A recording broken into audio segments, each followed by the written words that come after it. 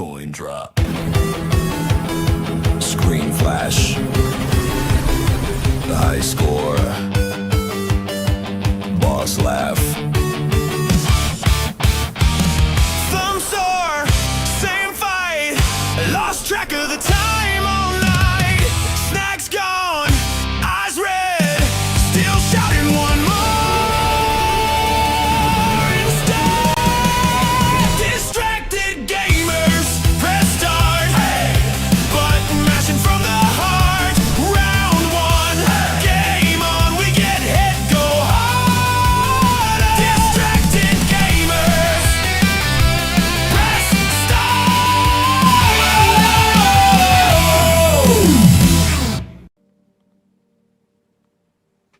Well, I just heard the news today. Seems my life is going to change. Oh. With arms wide open. Anyway. You know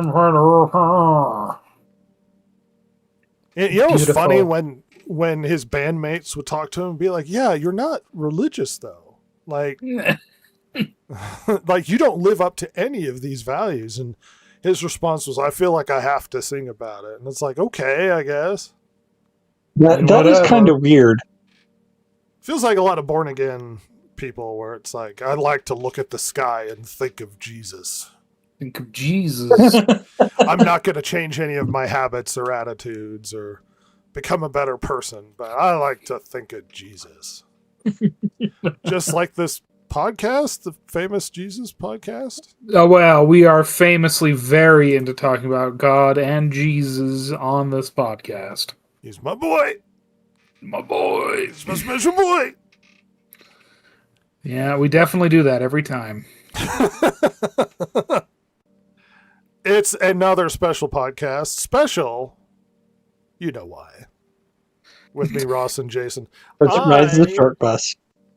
I wanted to watch WrestleMania, but ESPN is absurdly expensive. Yeah, our Lord and Savior Walt Disney has decided to price the package of ESPN with outrageously. You know what's funny? Outside America, you can watch it on Netflix. Yep. Just not So here. that's funny. They price it with ESPN. Well, they got I'm a few not extra subscribing bills. to ESPN because the only thing I would want to watch is wrestling. None of the other Yeah. sports. And then how many...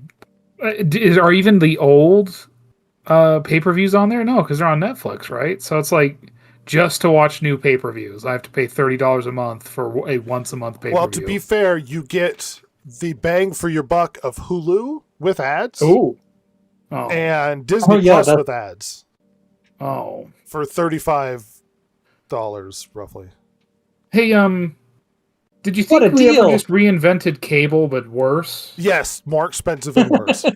Oh. Yeah, yeah. Well, and that's what's so funny about the streaming model is it was never sustainable. No. Because eventually they were going to have to go, oh, this costs lots of money, and there's a reason why cable was built the way that it was, because they found the perfect balance of being able to fund everything and keep everything going. So despite the fact that Netflix ate everybody's lunch, they eventually still had to, streaming had to put ads in things. Well, I mean, we've talked about this before, and it's you can have like one streaming service. And when you go beyond that, then you dilute it so much that either you have to raise your rates or you have to start basically being streaming cable. Yeah, and like when everyone was selling their crap to these streaming services, it was fine. There was like, what, 3, really? Yeah. Two or three? Hulu, Netflix, and then I guess kind of HBO-ish. But once we got beyond that, like you said, it's like, because everyone was like, well, I want to make money like Netflix, because Netflix has their own shows, and why am I selling my shows to them? Well, it's It's not like, like it I'll was just have my own streaming service. necessarily illogical. Because there was a point when the most watched shows on Netflix was like Friends, Seinfeld, and The Office. And Peacock went, but we own The Office. So if we just make a streaming service, they'll just pay us to watch The Office constantly. And it's like, well, Yeah. No one's going to just pay to watch The Office over and over again. Well, I was, or well, not for The Office, but I did pay Peacock the $2.99 when they first started out. To watch This, football, or to watch yeah. WWE. Yeah, to watch wrestle. But once it got up to like $8-10, it's like, no, that's okay. Well, and the network was so good. Hmm. Like, them doing all of their own little private deals with all of these. Ugh. That sucks. And I know, like, the reality is they've made so much money from doing that, and it's probably a way to mask how bad the business is overall.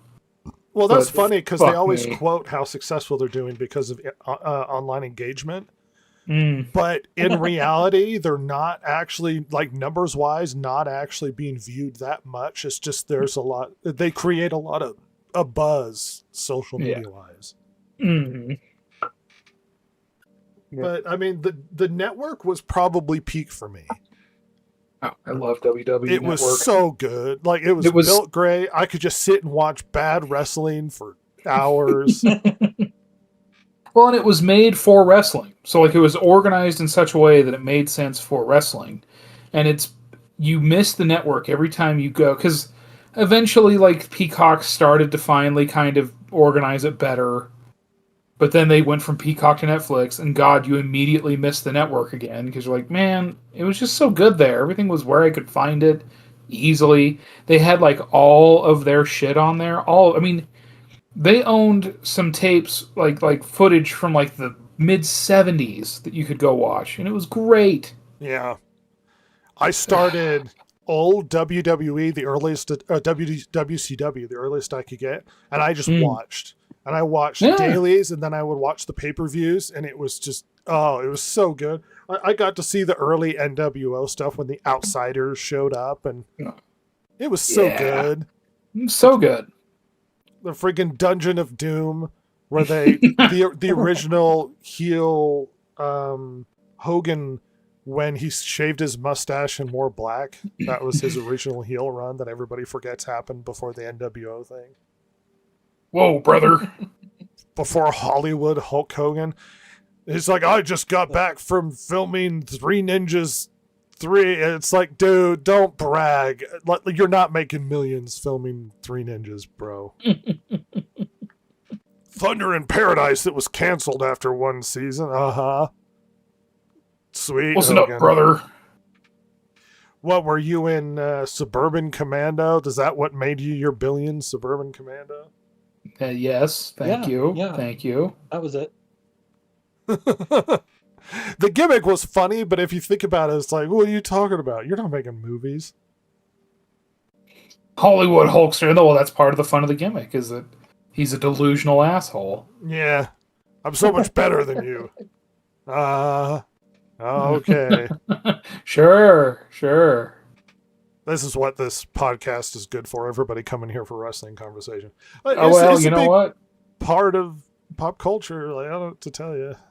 Especially American Well, pop culture. There are Yeah. so many wrestling fans out there. So many. There used to be. I don't know about now. There were Prime tickets for WrestleMania going for like $20,000. Oh my god. Yeah. I mean, That's insane. what the fuck? Yeah. Insane. And, well, I don't want to get on wrestling soapbox, but we got stuff to talk about. We do. I will point out, though, that remember when there were pay-per-views where they would give away huge chunks of the seats so they could fill Oh, it. yeah. Also known as AEW, almost any point in their run. Just stand outside the stadium, and eventually they'll let you in. Eventually you'll be in there, baby. And then they can botch an exploding barbed wire match. they've blocked off half the fucking seats, but, you know, whatever. They want to have their own women's division, and they can't get the men's division right, and then the women's division is one of the worst divisions. It reminds you of how WWE has grabbed all of the really good women wrestlers, because the women wrestlers in AEW were terrible. They're really bad. They're really bad. They're really bad. It's shocking how bad they are. I mean, to be fair, Red, to be fair, Uh-huh. I have not kept up with AEW in about a year and a half, but Maybe they dramatically improved in that year. yeah, sure. Don't they We'll have go with that. Sasha Banks or whatever she's calling herself now? Mercedes Monet. Oh. She's actually Yes. really good. I don't know how she's doing in AEW, but Bad. I mean, well, I know she's had a lot of botches, and like what last I was paying attention, which was right around the time she went over there. uh-huh. And it wasn't doing good. The problem is they have this weird. Well, again, last I was paying attention, they have this weird attitude of like, well, we're here and we can do our own thing creatively now, and it's shit. And it's like, yeah, there's a reason why like It's like they have TNA people bad. to tell you what to do. Oh, TNA was better. TNA had people with more fucking talent, if I'm honest. Some of the greatest wrestlers to ever walk the earth went to TNA at one point, but fuck. Kurt AEW's Perk Angle, no doubt. The craziest So man in good. wrestling when he was perked out of his tits. So Ugh. good. AJ Styles was there. Oh, AJ Robbie Styles, Roode. Samoa Joe. Samoa Just- Joe was underserved in his run in WWE. Very much so. And that was the other problem too with that era of WWE was like they build people up in NXT and they'd be so fun and so good, And then and then they'd hit the main roster and they just piss all over them, and it's like, oh, Remember when they ruined what were they calling them? The Viking Warriors? well, they were the War Raiders in NXT, Well, so and then when just they to went to the main clarify, roster, these were Viking-esque characters in NXT, the developmental product. And then Vince McMahon was like, well, let's bring him up because apparently he really liked the show Vikings. yeah, So they brought them up, and then they changed the name to the they were the War Viking Raiders Experience to the Viking Experience, which is a terrible name. And I was sounds like a just, shitty prog Yeah. rock band, just call them the Viking Raiders. Seriously. like what you don't and want to that's say what they did war? eventually. But no, they didn't want to say war, because advertisers or something. That's so And it was great because stupid. when they'd come out, people would be like, war, war, war, because they were super over. Like, Really over. crazy over. Yes. Ivar, for a big guy, can do a lot of stuff. Oh, Razzle. So for those of you who have checked out for wrestling, wrestling is a big part of culture. I'm going to tell you exactly why wrestling is cool. It's really stupid. It's basically the equivalent of like watching a play, but just the parts where they fight. Yeah. And the cooler the fight scene is, the cooler it is. It's all like fabricated drama and beef and whatnot, but it's also like an athletic demonstration, but they tell stories in the ring. Like it's Mhm. both stupid and fun and cool. And there's something odd about like wrestling by all rights shouldn't exist. It is a weird thing. It is weird. Trying to describe somebody, okay, so they have this thing called professional wrestling. Oh, so they compete? No, they're not actually competing. They're pretending to have fights with one another. Oh, well, what do you mean they're pretending? Well, like they pretend that they're doing cool moves and having fights, but in reality, they know who's going to win. Oh, so like a movie or a play or something? Sure, but they actually do hurt each other, and it's really physical, and then it gets really stupid. Oh. And it started out in carnivals when they were trying to put on shows to trick people that these were actual fights. To bilk people out of money. Yeah. They, in fact, so much so they had their own language to talk to each other, and you wouldn't know what they were saying, so they could bilk you out of even more money. And you were called a mark. Yeah, you were called a Great. mark for believing in wrestling, Hmm. which is what scammers call people. Yeah. Carnies, Nomads. Smell of cabbage. Small hands. It's very weird. It's very weird. There's no way this naturally exists. It's created out of the ether of insanity, sort of thing. What do you mean? What? No. But then there's like real life drama behind the scenes. Like getting into wrestling isn't just the like buying it or watching the spectacle, it's getting into the stupidity of it. Like I love the jankiness. I love when Rey Mysterio and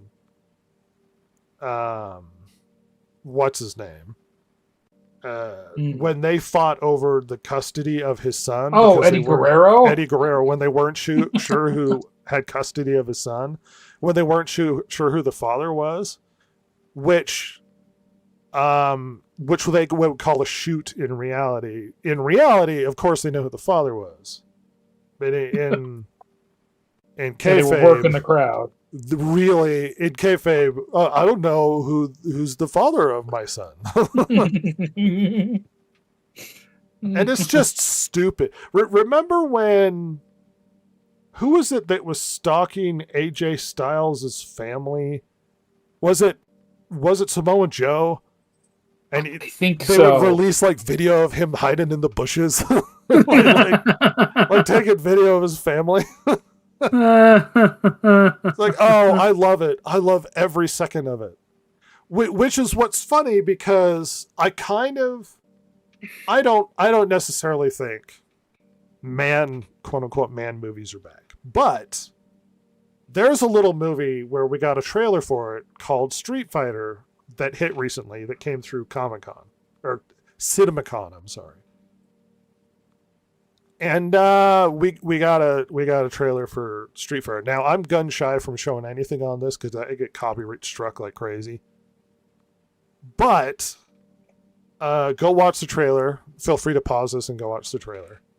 It's really good. Now, really good in the stupid nonsense. It's funny when you watch it, you're like, is this going to be Shakespeare?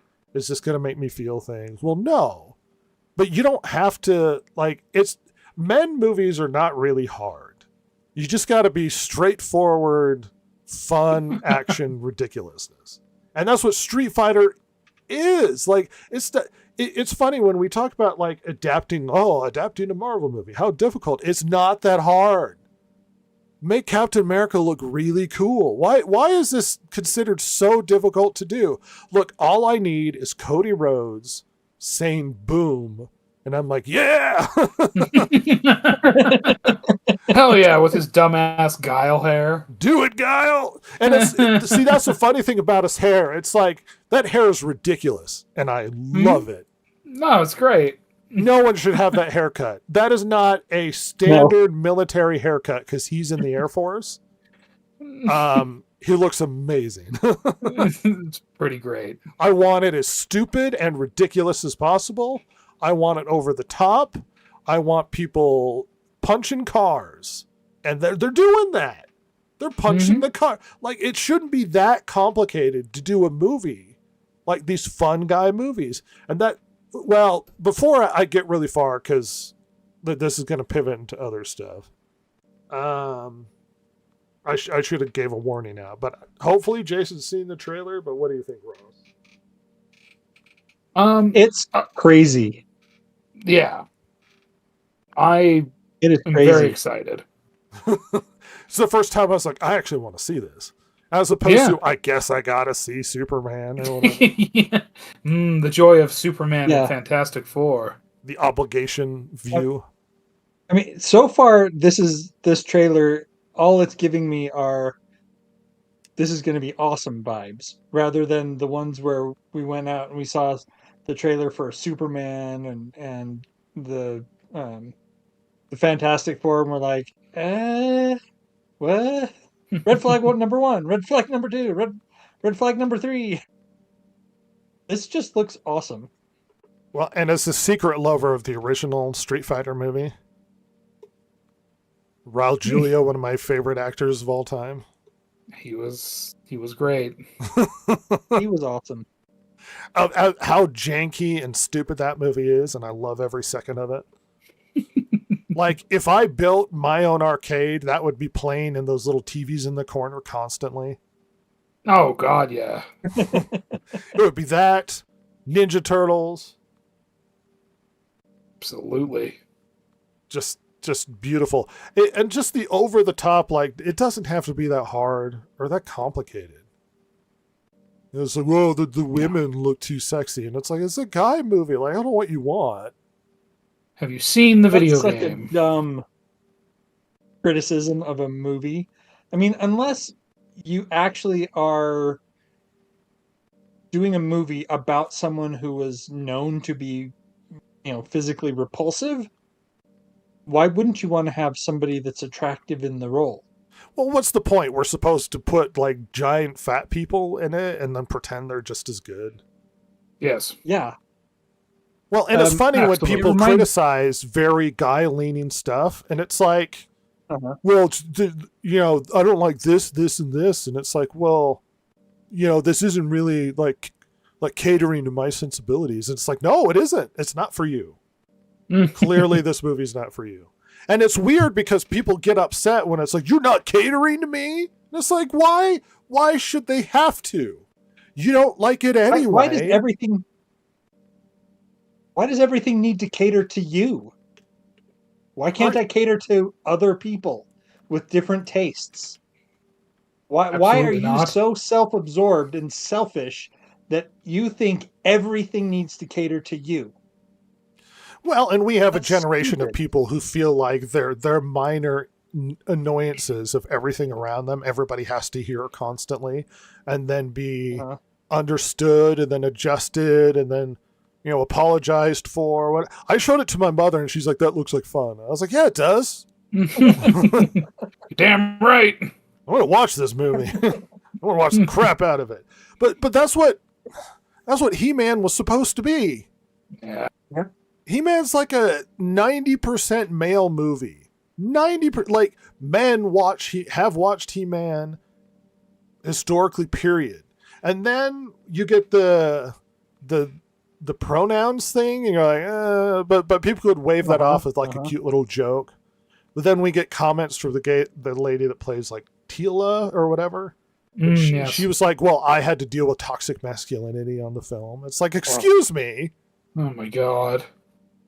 And then the director said that Skeletor is a representative of toxic masculinity. And it's like, what are you doing? Oh my god! This movie is an only male, like, only really men are interested in this movie, and you're shooting yourself in the face with what you're doing. Like, what are you doing? You're just going to ruin your chances. You're going to put stuff in it that'll just scare off men. The point is to be big and stupid. He-Man is already ridiculous. It's a very silly concept. It was It's ridiculous. made to sell toys. Yes. Yep. It's already a ridiculous and not just concept. made to Go ahead. not just made to sell toys, made to sell toys to boys. Well, the point is, it's so ridiculous that people who love it will just take, because boys will take stupidity. They will take wrestling because it's stupid. They'll take, with how over the top the Street Fighter trailer is, they'll take because it's stupid and fun. He-Man can only exist in a world that's stupid and fun. I don't think you could ever create a serious He-Man movie, thoughtful, serious He-Man movie, because it's just too ridiculous.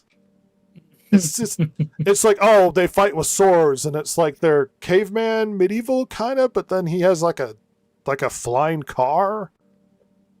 So what People technology have are we ray dealing with guns here? and- There's a guy with a fist. He fists people.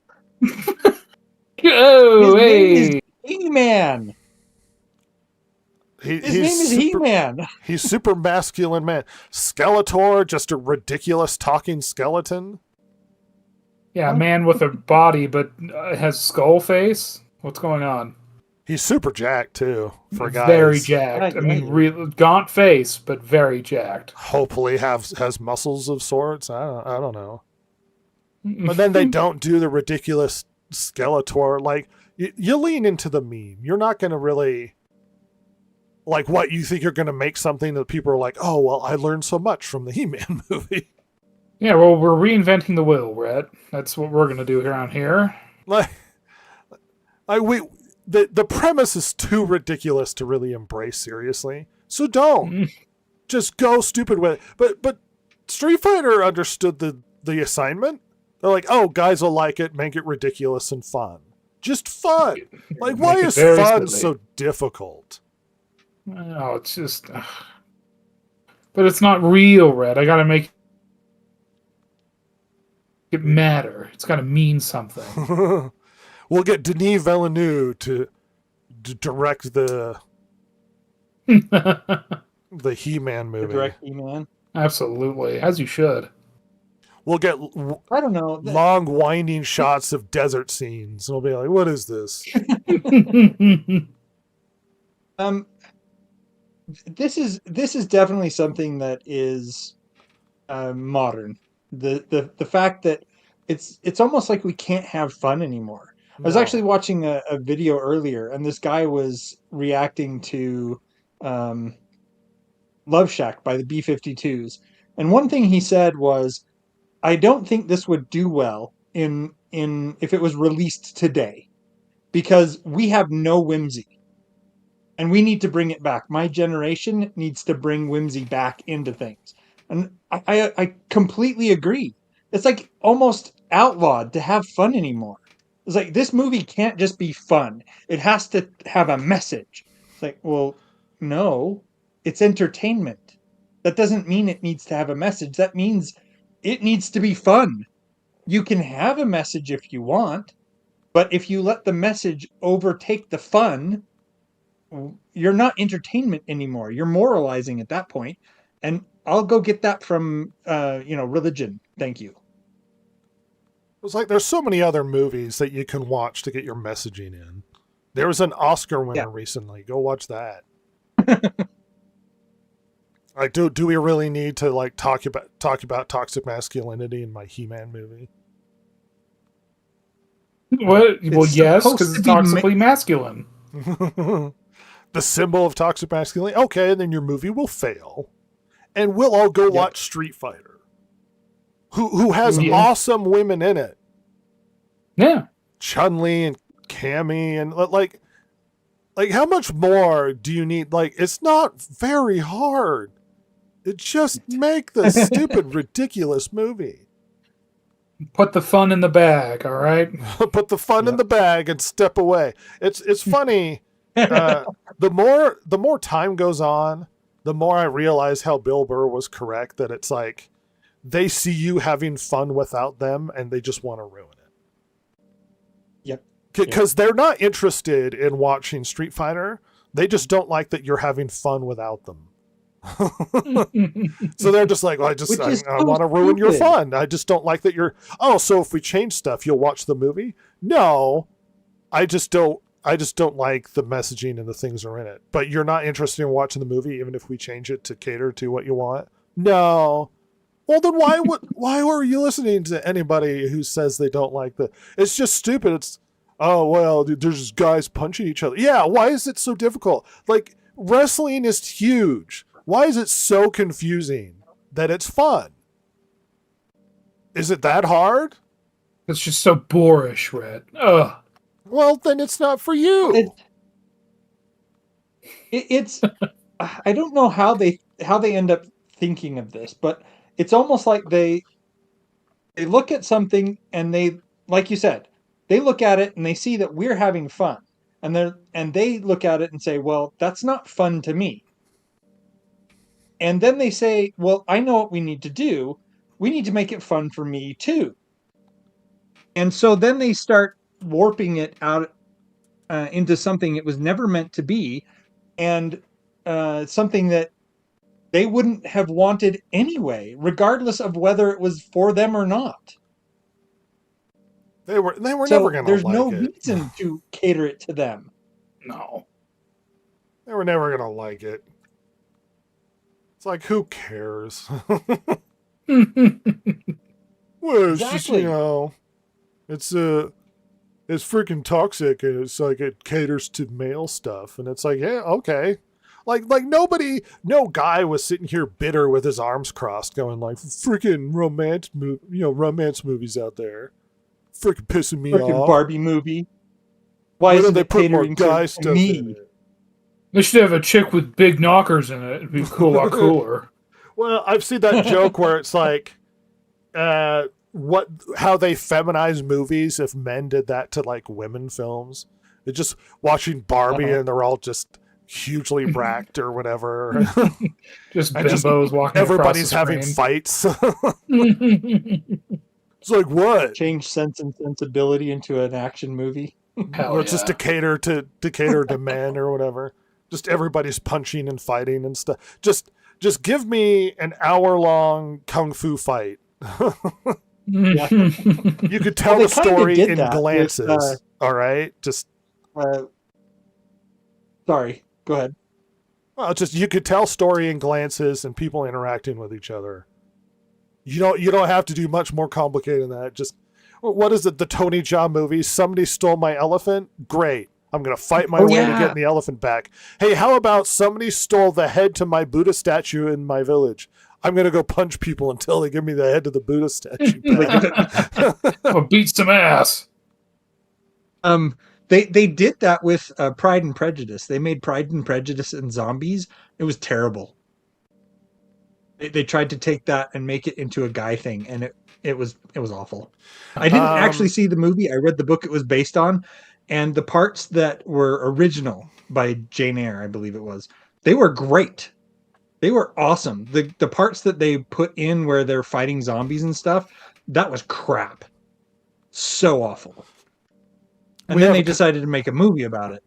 Anyway, we have a comment from Cap Cruz. What if the fun y'all are talking about is objectionable to people because men's fun tends to be based in violence? I don't care. Don't care. Least in these cases. Yeah, I don't give a shit. The fact that I'm supposed to care whether or not somebody who's not interested in it doesn't like it or find it objectionable is meaningless to me. I don't insert myself into the stuff you like. Why do you insist on inserting yourself into stuff that I like? It's fun violence. It's not like I'm standing there shooting poor children in the head or stomping people's heads and watching them explode. There is a Yeah. difference between the ridiculousness of it. And it seems like a lot of people seem to forget there's an aspect to men where we're meant to be physical, like it's ingrained in us. Guys play football and sports and then they don't let it go and watch football and sports for the rest of their life because there's a physical aspect to being a guy that they enjoy that physical stuff. They enjoy the stupid fun of wrestling. They enjoy the stupid fun of the silly violence and whatnot. But it's not even just violence for the sake of violence. It's cool fights. If it was violence for the sake of violence, by that argument, I could just watch one guy shooting people for 2 hours. And it's like, like maybe if he's running around and being more dynamic, but no, just shooting just one row of children and just shooting them. It was like, oh, well, no, that's gross and I don't like it. Because it's not just that. There's more to it than that. Right. Well, not only that, but if you have an objection to it, then don't watch it. Well, no, this is where it becomes the problem. They don't like it, and they don't like that we like it. That's the Right. problem. It's not that, well, you don't have to watch the movie. No, they don't want you to like it. Right. No, I get that. I get that. That's the part where their preferences, I don't care. I don't care what your preference is. If it's your preference, go do your own thing. Leave mine alone.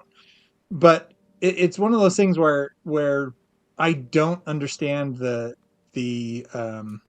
their desire to shoehorn themselves in where they're not wanted. And we don't need One, them. they It's hate like, that you like I don't it. do that They to want you. No, they want to ruin it for you. It's not even Well, I know they- the reciprocal. It's not the, well, I don't do it to you. Why do you have to insert? They don't want you to enjoy yourself. They don't want you to like movies that they find objectionable. They want to insert their own stuff into it so it changes so that it's more catering to maybe their sensibilities or maybe how they think things should be portrayed. And then the movies suck ass. And then we have stupid things in He-Man, and we have really bad action movies that no one wants to see, and then everything just becomes terrible, and then Hollywood does poorly, and then we're all sitting around shocked, like with our arms in the air going, I don't know what happened. Well, it's because you they demonized do. anything men enjoyed, and then you looked around surprised when men don't watch the stuff because they don't enjoy what you're giving them. You do realize we have different sensibilities and things we like. And simply demonizing other people for stuff they like is not going to accomplish anything. Nope. There was a recent study that made a big hoopla in England where they were polling across genders, their opinions of the other genders.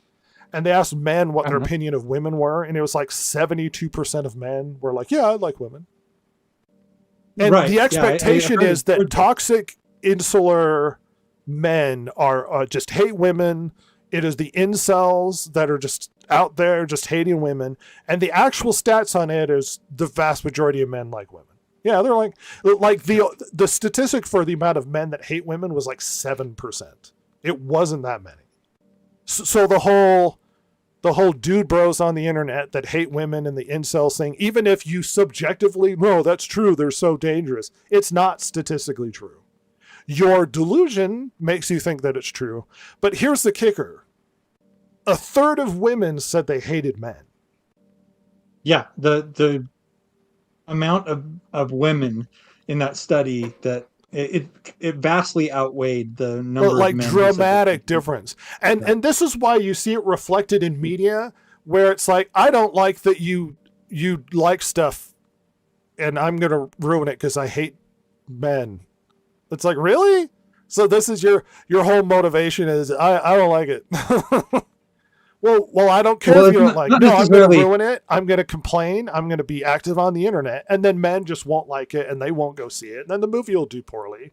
And people will lose hundreds of millions of dollars. And then we'll be sitting here with failing movie studios because they lack the capacity. I mean, this is the exact problem that happened with Marvel. Marvel's doing amazing. One of the biggest, most cinematic success stories in history. It was changing theaters.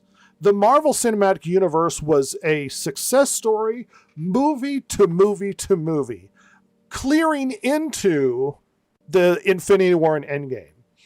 And what did we get behind the scenes? Well, why aren't there more women superheroes? Why aren't more women pushed forward to the front? Why aren't more women active in these? And here's the thing. I like women superheroes, but it wasn't that there wasn't enough women superheroes. It's I wanted certain representation. Yeah. Despite the fact that women don't even like the move, like the vast majority of people, I guarantee you, and I think the stats prove this out, that the majority of people that went and saw Captain Marvel were men. Not women, Most likely. despite the fact that they made the movie for women. And I'm not trying to make this like a gender thing. What I am saying is there are men, there's a reason why men like the things that they do, and simply changing it to cater to demographics that aren't active fans of these things. Just so that you can appease a group or feel better about your politics. And this is why He-Man's going to fail, is because, and this is why, as far as I can tell, Street Fighter will succeed, is they know their audience. That's not difficult. They know who they're talking about. And the stupid thing is women like the things men like. Like I said, I showed it to my mother and she said it looked awesome. And it's like, that's because it's fun. Why can't we just have fun? It's stupid fun. Basic Well, storytelling. not only that, Guy goes to punch a we've guy got- because he's a bad guy. Success. I'm happy with it. and we talked about this before, where if you get the guys to go, they'll oftentimes bring the women with them. No, but they're going to fold their arms and be like, well, why isn't the woman in the front having the... I mean, this is exactly why Daredevil is failing. And it's not because just that it's badly written, which it is. And it's not because there are women in the story, which is fine. It's because how they're represented. I'll get that in really quickly. Let's see. Capcom makes a comment. What if they're thinking that violence is a learned behavior instead of innate one? It's innate. It's not a learned behavior. It's horseshit. Well, right, but What I if do the understand where social... she's coming Let me from. finish reading her comment, Jason. what of the social ramifications of funny, ridiculous violence equates to more? There's no statistic that proves that. And in fact, Well, most no. statistics when it comes to relation to violent video, because they did extensive studies with violent video games to prove that violent video games results in actual violence. And Yeah, it was there is no insane correlation how much whatsoever. focus And on they've that. been trying to prove that there's a connection because there's a political motivation to prove that there is because of politicians that have been trying to attack violent video games for years and years and years. They did the effort. They did the scientific studies. There's no correlation between it in any way because people who it watch goes back violence further than that. don't go forward and start punching people because they saw something that's violent. They've never found that. The only correlation that they've been able to find with violent video games is an increase in aggression, which is, I guess, the best that they could prove. But it hasn't resulted in violence. And this hasn't been a thing with movies. I don't go watch somebody shoot somebody and go, that's imitatable. Anyway, Jason, you're Yeah, interviewing. exactly. Well, so one of the things that this comes down to is that they've been trying to do this before violent video games even were a thing. They tried to do this with comics. Yes, this They was tried the to- thing with comics. Before video games even existed, they're like, oh, violent comics cause violence. And every time they've tried to prove something of this nature, it's never gone anywhere. No, because it's not Ever. true. Well, Exactly. and a lot of that comes down to, well, this is going to get slightly political. It's a political worldview that they believe that Yeah. human beings exist in a tabula rasa state, and that a lot of the negative aspects of humankind are actually taught behaviors, and that's not. That's not true. No. The major differences you find in human beings in gender is certain interest aspects. The main difference you find in human beings across nationalities is cultural. But as far as it's not taught violent behavior. No, media had there's no media that's proven that. Yeah. Regardless, where are we going? Ross, how do you feel about all this? I mean, look, I'm excited for because the thing is, the violence in the Street Fighter movie, near as we can tell, is very like cartoonish, Yeah. over the top. Yeah. I mean, Oh, yeah. it's them trying to take the idea of the street, especially like Street Fighter 2, and like let's make that a movie. And like, there's no way to do it because that's a game with sprites and all sorts. Like, it's not exactly realistic looking. But that's okay, because, but that, to be fair, that is a challenge. Like, I think most, well, and as we saw kind of with the Street Fighter movie in the 90s, and I know you like it, Red, but like, that movie was kind of hindered by maybe trying to make it a little bit more serious than it should have been. Agree. Whereas, like, because, at least with Where he Mortal was, Kombat, he had his own private military and he was a terrorist or whatever. yeah, it's like, we don't need that. That's.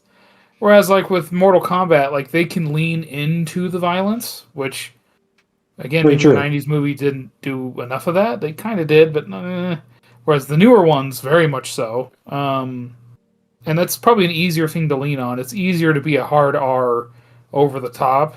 It's a lot harder to be over the top and appealing without being overly cartoonish. But from the trailers we've seen so far, I think they are riding that line very well. Yeah, where it's fun as opposed to just, I'm going to start. The thing is, in the Mortal Kombat stuff, is you're going to push a lot of the more violence, ridiculousness, which Mortal Kombat as a concept always used to. It's just excessive violence. But the young boys are like, oh my gosh, sort of thing. Mm-hmm. The gore, so to speak. I suppose you could start leaning into impressionableness when it comes to gore and violence as opposed to anything else. We have another comment from Cap Cruz. By the way, I'm just playing the other side here. I do agree with y'all. The Street Fighter trailer looks really fun. Well, I appreciate it. The devil's advocate sort of thing. It's funny when we were having this discussion, I was thinking about learned habits or behaviors when it comes to watching something. And you could make a similar argument with perceptions of romantic movies. Yeah. Because every popular romance movie that you can count, every single one is instigated by women committing infidelity. Titanic, she is engaged to the guy, betrays him, sleeps with a random dude in steerage, steals the family heirloom worth millions of dollars, and runs away with it. And then the rest of her life, she pines over a guy she slept with once, despite the fact she gets married and has children, and then they have children. And then she's holding a very valuable thing that's owned by another family. Had this for years. Still is thinking about the guy she slept with, not the guy she was married with. And then just decides to chuck it in the ocean. Her family can't use that money. The people who spent ridiculous amounts of time and money trying to find that medallion can't use that money. She just doesn't care and throws it in the ocean. Look at The Notebook. The whole movie is about her with somebody else cheating on the guy she's with. That's what the movie's about, is cheating on the other guy. Freaking You've Got Mail. She's dating a guy and flirting with another guy on the internet. What do you mean? Hey, whoa. Yeah. Sleepless in Seattle. She's with another guy. She hears him talking about missing his wife on the radio, decides that she wants to go chase him down in Seattle. Yeah. Cap Crew says romance movies are horrifying when you state the facts. How to Lose a Guy in 10. Absolutely. If you actually think about it for 5 seconds, you're like, oh, romances are really terrible. Basically, the woman fantasy is, I'm with a guy and I found a better one and I'm going to try and slide that direction. Even better. Even better option. I mean, how many classic romantic movies, romantic comedies or whatever, do you have to go down the list of name me one that didn't involve infidelity. Well, and this is the reason why I can talk about all these movies in details, because I've seen them, because I like romantic comedies, because I think they're stupid. Right, do you know what I almost said as a joke and then realized it wouldn't work? What's that? Pearl Harbor, but that doesn't work either. Well, because she's married to this guy who goes off to fight in Britain, who she thinks dies, then hooks up with the friend, and then the guy that she was with comes back, and then they have this awkward, like, the best friends are like, oh, this was my girlfriend and now you're with her. I thought you were dead. He dies, and she's pregnant with the friend that's dead. And she has to now get together with the previous guy she was in a relationship with. It's so ridiculous. Very silly. Pride and Prejudice without infidelity. Yeah, there's a lot of knowing glances that might be considered inappropriate. No, it's Pride and Prejudice. The thing is, Pride and Prejudice is a classic. And a lot of people would say that it's not great because it takes so long and all the will they, won't they, and Mr. Darcy. It's actually a very charming story. Yeah, that's the tension. The The will they, won't they is the point. That's the tension of those yes. kind of things. No, Yeah, like Pride and Prejudice is a beautiful story. I know, yeah. There's the one wrote sister that? who What is runs it? off with some dude and they have to go get him. Well, Or yeah, have but to it's go not get her. seen as desirable. Right. They definitely frown on that. Yeah, Pride and Prejudice is great, but the thing is, telling people it's like, well, a good romance, and it's like, how many young girls are to be like, well, go read Pride and Prejudice during the Victorian age when they had good romance. Tell them to like awkwardly try and pursue your guy, and whether or not the relationship will. It's like, no, that's boring. And then there Sometimes you was just need some While You Were trash. Sleeping. But even then, that one was While you were skirting it in a couple of areas. I don't know about While You Were Sleeping. She pretends that she was his fiance when he's in a coma, and then develops a relationship with the family while he's in a And to the the point brother. where they fall in love with her and she's great, and then he wakes up and he doesn't remember and what she's supposed to go through with this. But here's the problem, Jason. She develops a romantic relationship with the brother, even though she's Right. pretending to be engaged to the guy that's unconscious. No, I get it. Oh, And I was going to say there's also the brother who was in the coma. He was actually sleeping with some other guy's wife. Yes. See, she's cheating on a guy she was pretending to have a relationship with. these hoes. They're all over the place. And see, that's what's so disappointing. That's one thing, because we're talking about, the awesome men movies. I'm really disappointed with a lot of the quality of the female, at least when it comes to some women representation, because women don't always have to be super tough. But look at what's that stupid movie? Tom Hanks. He's retarded. Tom Hanks is retarded. Oh, Forrest Gump. Forrest Gump. Anyway, Jenny in that movie is a Oh, genuine horrible Jenny's person that awful. takes advantage of a dart. She's a bad person. Jenny. Forrest Gump, who is nothing but innocent and caring, and she just dumps on him. Uses him, gets pregnant with him. Maybe she had AIDS at the time. Like, Jenny's a bad person. Genuinely a bad person. And Forrest Gump's like, oh, I still love you, Jenny. It's like, I guess if you don't want to date the tard in your neighborhood that's attracted to you, he's always your backup plan when you ruin your life with drugs and then have AIDS. At least he has a lot of money to take care of your AIDS baby, who will eventually go on to see dead people. So I don't know why. Like, see, that's what AIDS does to you. It gives you the power to see dead people. These are facts. These are facts. Cap Cruz says the romantic comedy is dead. It really is. There used to be some super. bangers out there. Yeah. Oh, what was that? The Joker was in it, where he made this bet, and then he became attracted to her because he dated her. 10 Things I Hate About You. Oh yeah.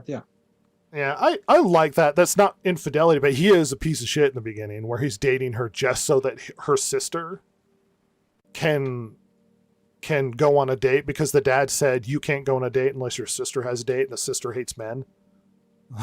Right. And so the Joker All shows based up. on Shakespeare's Taming of the Shrew. Yeah. The Joker and also the guy from Four Feathers. Who Also the had guy- redeemed himself. Excuse me. The guy from Knight's Tale. When you said Joker, I immediately jumped to Jared Leto, and I'm like, which movie is? he Oh talking God, about? no! He's known No. for being murdered. He's Paul Allen. He gets murdered.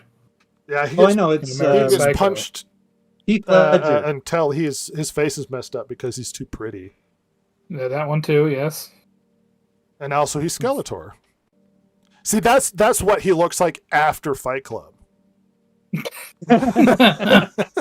Uh-huh. Our Fight Club. The long running narrative of Jared Leto after everything. He goes through the Fight Club thing and then eventually becomes a cult leader, and he becomes the Joker, and then he just gives up, becomes Skeletor. No. Set It Up. I'm trying to remember Set It Up. I've seen a lot of romantic comedies. And You've seen so many. Like there were days where I kept showing up and being like, dude, I'm watching these ridiculous movies. Netflix Set It Up. I haven't seen Netflix Set It Up. No. It's got Glenn Powell in it, who's the smarmy guy who's got the smile that makes you want to punch him. And his eyes slightly too close together. Slightly too close together. Pete Davidson. Ew. Pete Davidson exists because of 9/11. 9/11. Well, remember that freaking 50 Shades of Grey doesn't exist if it wasn't for 9/11? Oh my god, yes. Because Jason, here's the narrative: the guy, the guy that created My Chemical Romance, the band, Gerard witnessed Way. 9/11 and worked on one of the passenger things ferrying people across the river, and he was there for Okay. 9/11. And that emotional event made him create My Chemical Romance, and the music for My Chemical Romance ended up creating Twilight after Oh. Stephanie Meyer listened to My Chemical Romance and then wrote Twilight, the vampire show. And 50 Yeah. Shades of Grey was written because it was a fan fiction of the Twilight, people in yeah. Twilight hooking up. And it's all 9/11's fault. Thanks, 9/11. Thanks, Osama. Thanks, Osama bin Laden. And if it wasn't for 50 Shades of Grey and the profile it gave those actors, we wouldn't have that stupid Spider movie. The the Sony Spider movie, I'm sorry. Oh, Madam Web. We wouldn't have Madam Web because she was in Madam Web. It's true. And the guy who was in 50 Shades of Grey, like Mr. Grey, I think is cast as the new Aragorn in the Gollum movie. He is. Yes, he is. Thanks, God. Osama. Thanks, Osama. Ruined it for the rest of us. Then they're just Yeah. ruining Lord of the Rings. Osama Yep. bin Laden ruined Lord of the Rings. It's all his fault. It really did. Hell of a thing to say. What, you tell me he had a positive influence? Terrorist. Terrorist. Gotta get them Terrys. Clouncing them. Clounce them out. God. I have a question. Feel free to say no. Would you would you switch seats with me? I will not accept no for an answer. I will not accept no for an answer.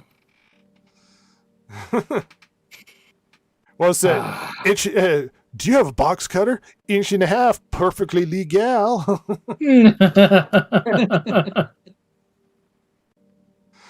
Good times. I want to say I'm excited for Street Fighter. I'm sorry. I want to see this movie. You shouldn't be sorry. Why? It was funny because I'm talking to Ross earlier. It's like, why do we have to feel weird about like, oh, they're making a movie that guys are going to like. It's going to be fun.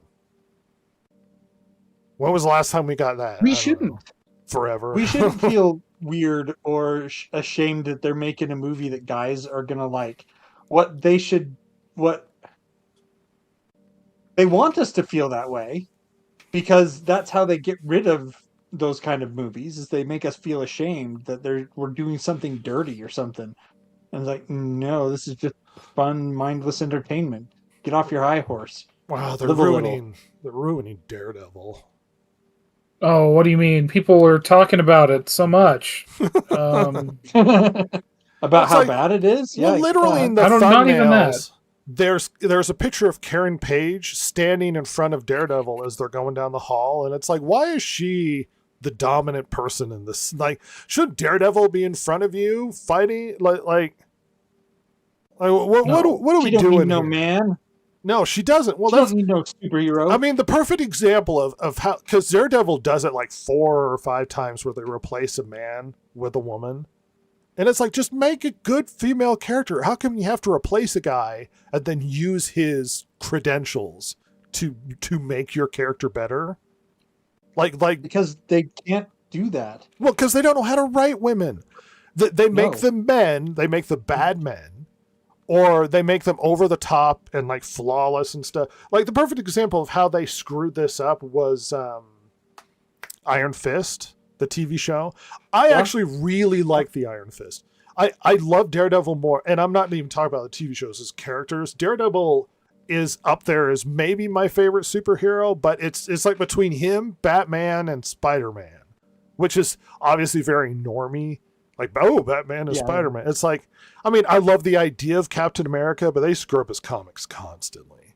And I love the idea of Superman, but his comics are just good and bad sort of thing. But I love those three characters. I have extensive, like, Daredevil comics. Like, if you look at my shelf, Ross, you've probably seen, Jason knows, shelf full I've of seen it. Daredevil. Like, I love the character. But I also really like Iron Fist. I like those street level heroes. And then you watch Iron Fist, the TV series they made for Netflix, and at some point he decides he doesn't want to be the Iron Fist anymore. Like, to be clear, the Iron Fist has to go through a trial and beat the trial to get the blessing from the ancient dragon to get the powers of the Iron Fist. And in season 2, he's like, I don't feel like I'm good enough to be the Iron Fist. It's like, why did you make all that effort, everything you overcame to become the Iron Fist, to kind of have self-doubt and feel bad, and then just give it to the girl because she's better, who hasn't accomplished the trials that you have, who didn't get the blessing of the dragon? You just give your powers I'm to her? sorry. I'm here That kind of, to watch Iron Fist, not Yeah. girl in show of Iron Fist. And I think they don't quite understand this. It's like, I want to watch Daredevil be Daredevil and do cool Daredevil stuff. I'm not interested in Karen Page being the main character and beating up people. I'm not interested in Daredevil's love interest suddenly becoming Muse villain girl. I'm not interested. I'm interested in Kingpin as a villain, not Kingpin's girlfriend as villain. I'm not interested in Ben Urich's daughter somehow being street activist interviewer girl. Like, at some point, I want to watch a show about Daredevil. Is that really that hard? Can I watch a show about Iron Fist where he doesn't feel bad and depressed and a loser, and then gives his powers to the closest girl because she's just better than me? Oh, well, this isn't really that much of a trend. They did this in Moon Knight, where they created a girl who's also as good as Moon Knight, who's honestly better than him in Moon Knight, because Moon Knight's kind of a loser, but the girl is better than him in Moon Knight. What are we doing? How come we have to create these character stories and then just replace them with female characters in the show? At no point, if I'm going to watch a show with a female character, let's say Jessica Jones, am I interested at any point in a guy showing up and being like, I'm the better Jessica Jones, and just replace her? Like, that would be bullshit. It's because I'm there for her. I'm not interested in any of the ancillary characters. I don't want men to be more important or stand like, well, I'm just better than you. It's like, why is it so confusing that if when I watch Daredevil, I want it to be about Daredevil? He's there. He's why I'm there. I'm not there for Karen. I don't care about her. I didn't like her in the original series. Why? She's like single. She was a drug addict, and then a secretary, and then a reporter, and then in the new series, she's beating up cops. Single-handedly beating up cops. This scrawny white woman. What are we doing? They wrote into the show where Kingpin's wife, when he was in prison, became in charge of his assets and was better at being Kingpin than him. Oh my gosh. Why? It's so comically stupid. If I were to write how they would just undermine all the male characters and make all the women super awesome, you would be like, well, this is ridiculous. Who would write this? Is every male character? Yes. Every male. You were going to get to the point where Daredevil at the end of it just hands his batons to some lady or something. Yeah. You do it. And then the next Daredevil series, he'll just be depressed and she'll be running around beating up guys for him. It's like, our boys not allowed to have stuff that they enjoy. We just have to ruin it every time.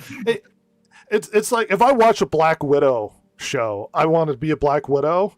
I'm not interested in her being replaced or outshone or about other ancillary characters. I'm interested in it being about Black Widow. But somehow this is confusing. There's got to be a female character that's just as good, if not better, who inherits the title, who also inherits the powers, and then we're just kind of making it about them. And what? So you just want me to hate everything you make nowadays? Yes. Much. I'm sorry. I like Daredevil, and this is pissing me off.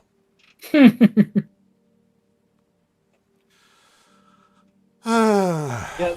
The thing is as you said, they don't know how to write a character at all. They don't know how But to on write top of good that- women. Yeah. Yeah. On top of that,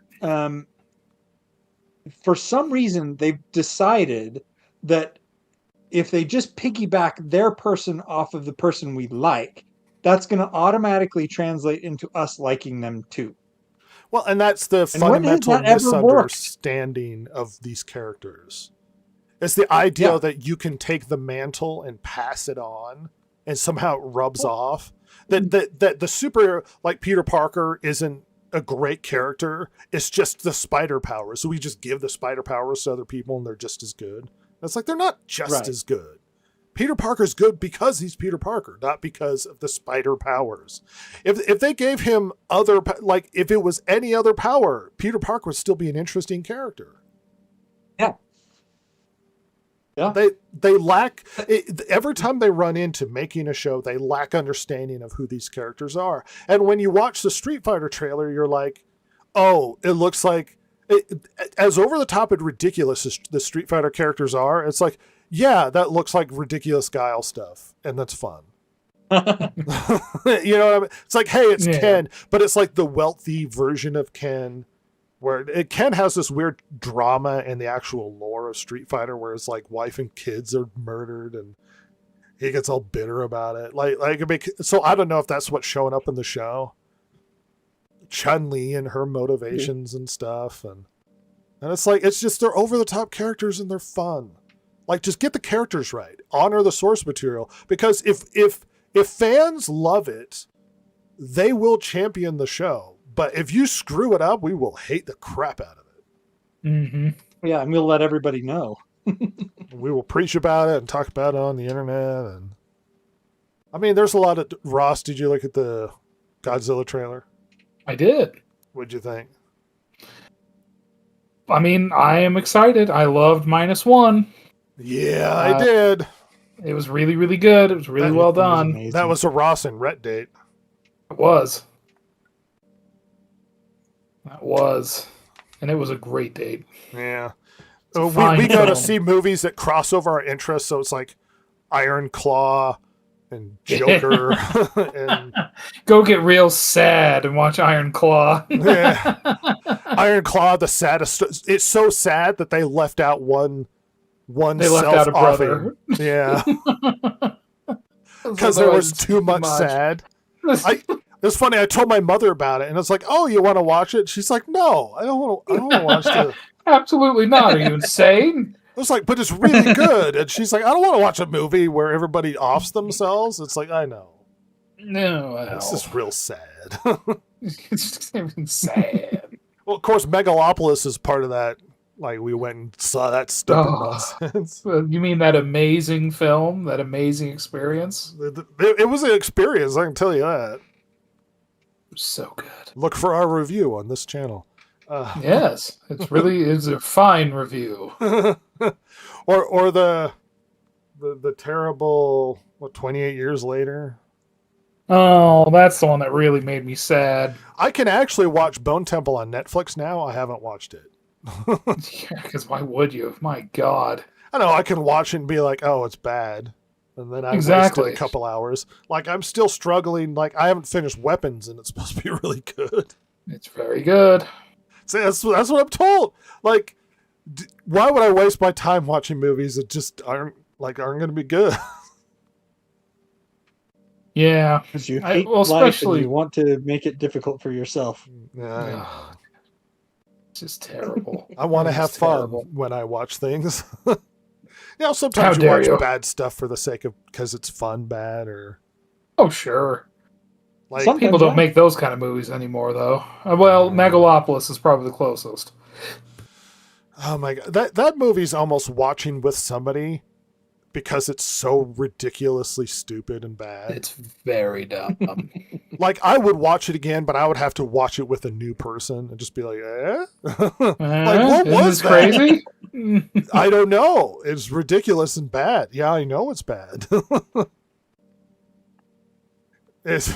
I remember running to my mom. She was watching 28 Years Later, and she's halfway through it, and I was like, "Oh, you're not gonna like that movie." She's like, "No, so far it's really good." It's like, "You're not gonna like this movie." The ending will upset you greatly. Because the promise. first half you think it's going places and it's really good.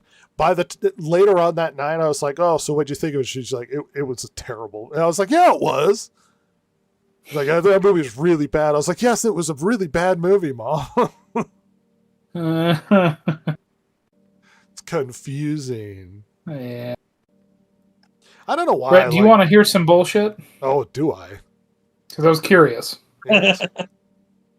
Megalopolis received a physical home media release in Europe following its theatrical run, but did not receive a physical home media release in North America.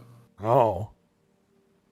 I was going to say, I was thinking like, oh man, Rhett birthday or Christmas coming up.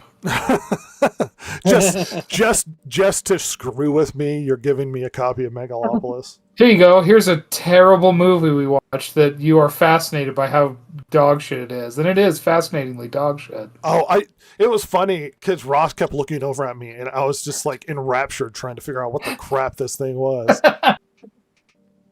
I've never sat next to somebody in a movie and they turn to me and go, "I'm sorry." I'm so sorry.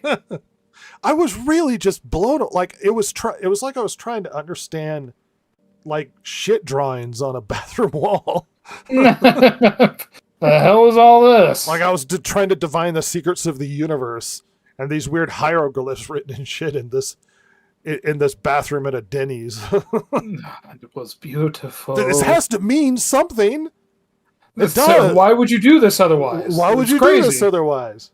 Francis Ford Rhett goes Coppola back home. drew this on the wall. Yeah, Rhett goes back home and gets out the red yarn and starts putting up pictures and It's like Doing I'm his- trying. his- Means something. I'm trying to puzzle solve board. that Zodiac killer code that people couldn't break. Oh it's, my god. it's got secrets in it. We'll find out who he was. I'm almost there. I know it. Well, CinemaCon had a bunch of reveals. We got the Street Fighter, which is great. We got the Godzilla, which looked great. Yeah. Which also reveals to us in the Godzilla trailer, because there's not a lot, just some hype stuff in Godzilla. But he walks past the Statue of Liberty, so maybe some America I'm stuff. gonna be in America. It's pretty cool. I love me some Godzilla. We love it. The rumor is, Ross, now calm Mhm. yourself. The rumor is there's going to be another kaiju in it, but we don't know who. Oh my Oh. god. Yes. I hope he Nice. fights freaking Ghidorah or Mothra or some silliness. Be great. Get Rodan out there. Oh, Rodan. Oh, I Yeah. love some Rodan. Yeah. Hopefully we get Godzilla baby and they do that thing where he flies sideways and kicks somebody. Oh, dude, that can I tell you that was one of my favorite movies growing up. Was that one? Was it Specifically? the really bad one with the kid? And, yeah. Yeah, with the shot. I just remember that one because they're trying to constantly kidnap people in that, like the humans.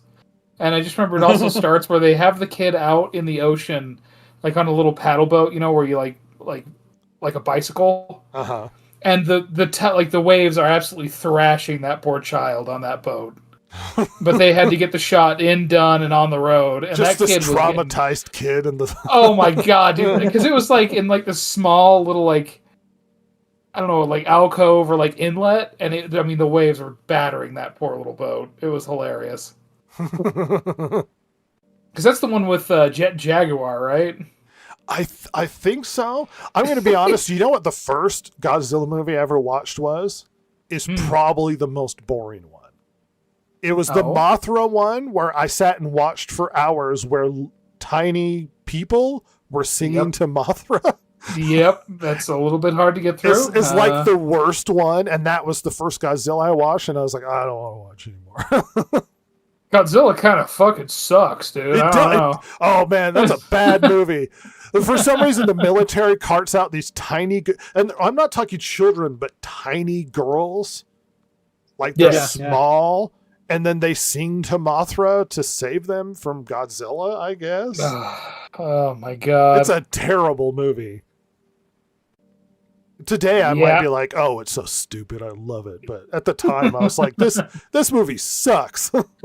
Now, I thought people said Godzilla's cool. Isn't it cool? Well, I kept trying to. I kept sitting through. I was like, show me monster fights. Oh, this is really boring. I want to see a monster fight. Oh, that's why Pacific Rim was baller.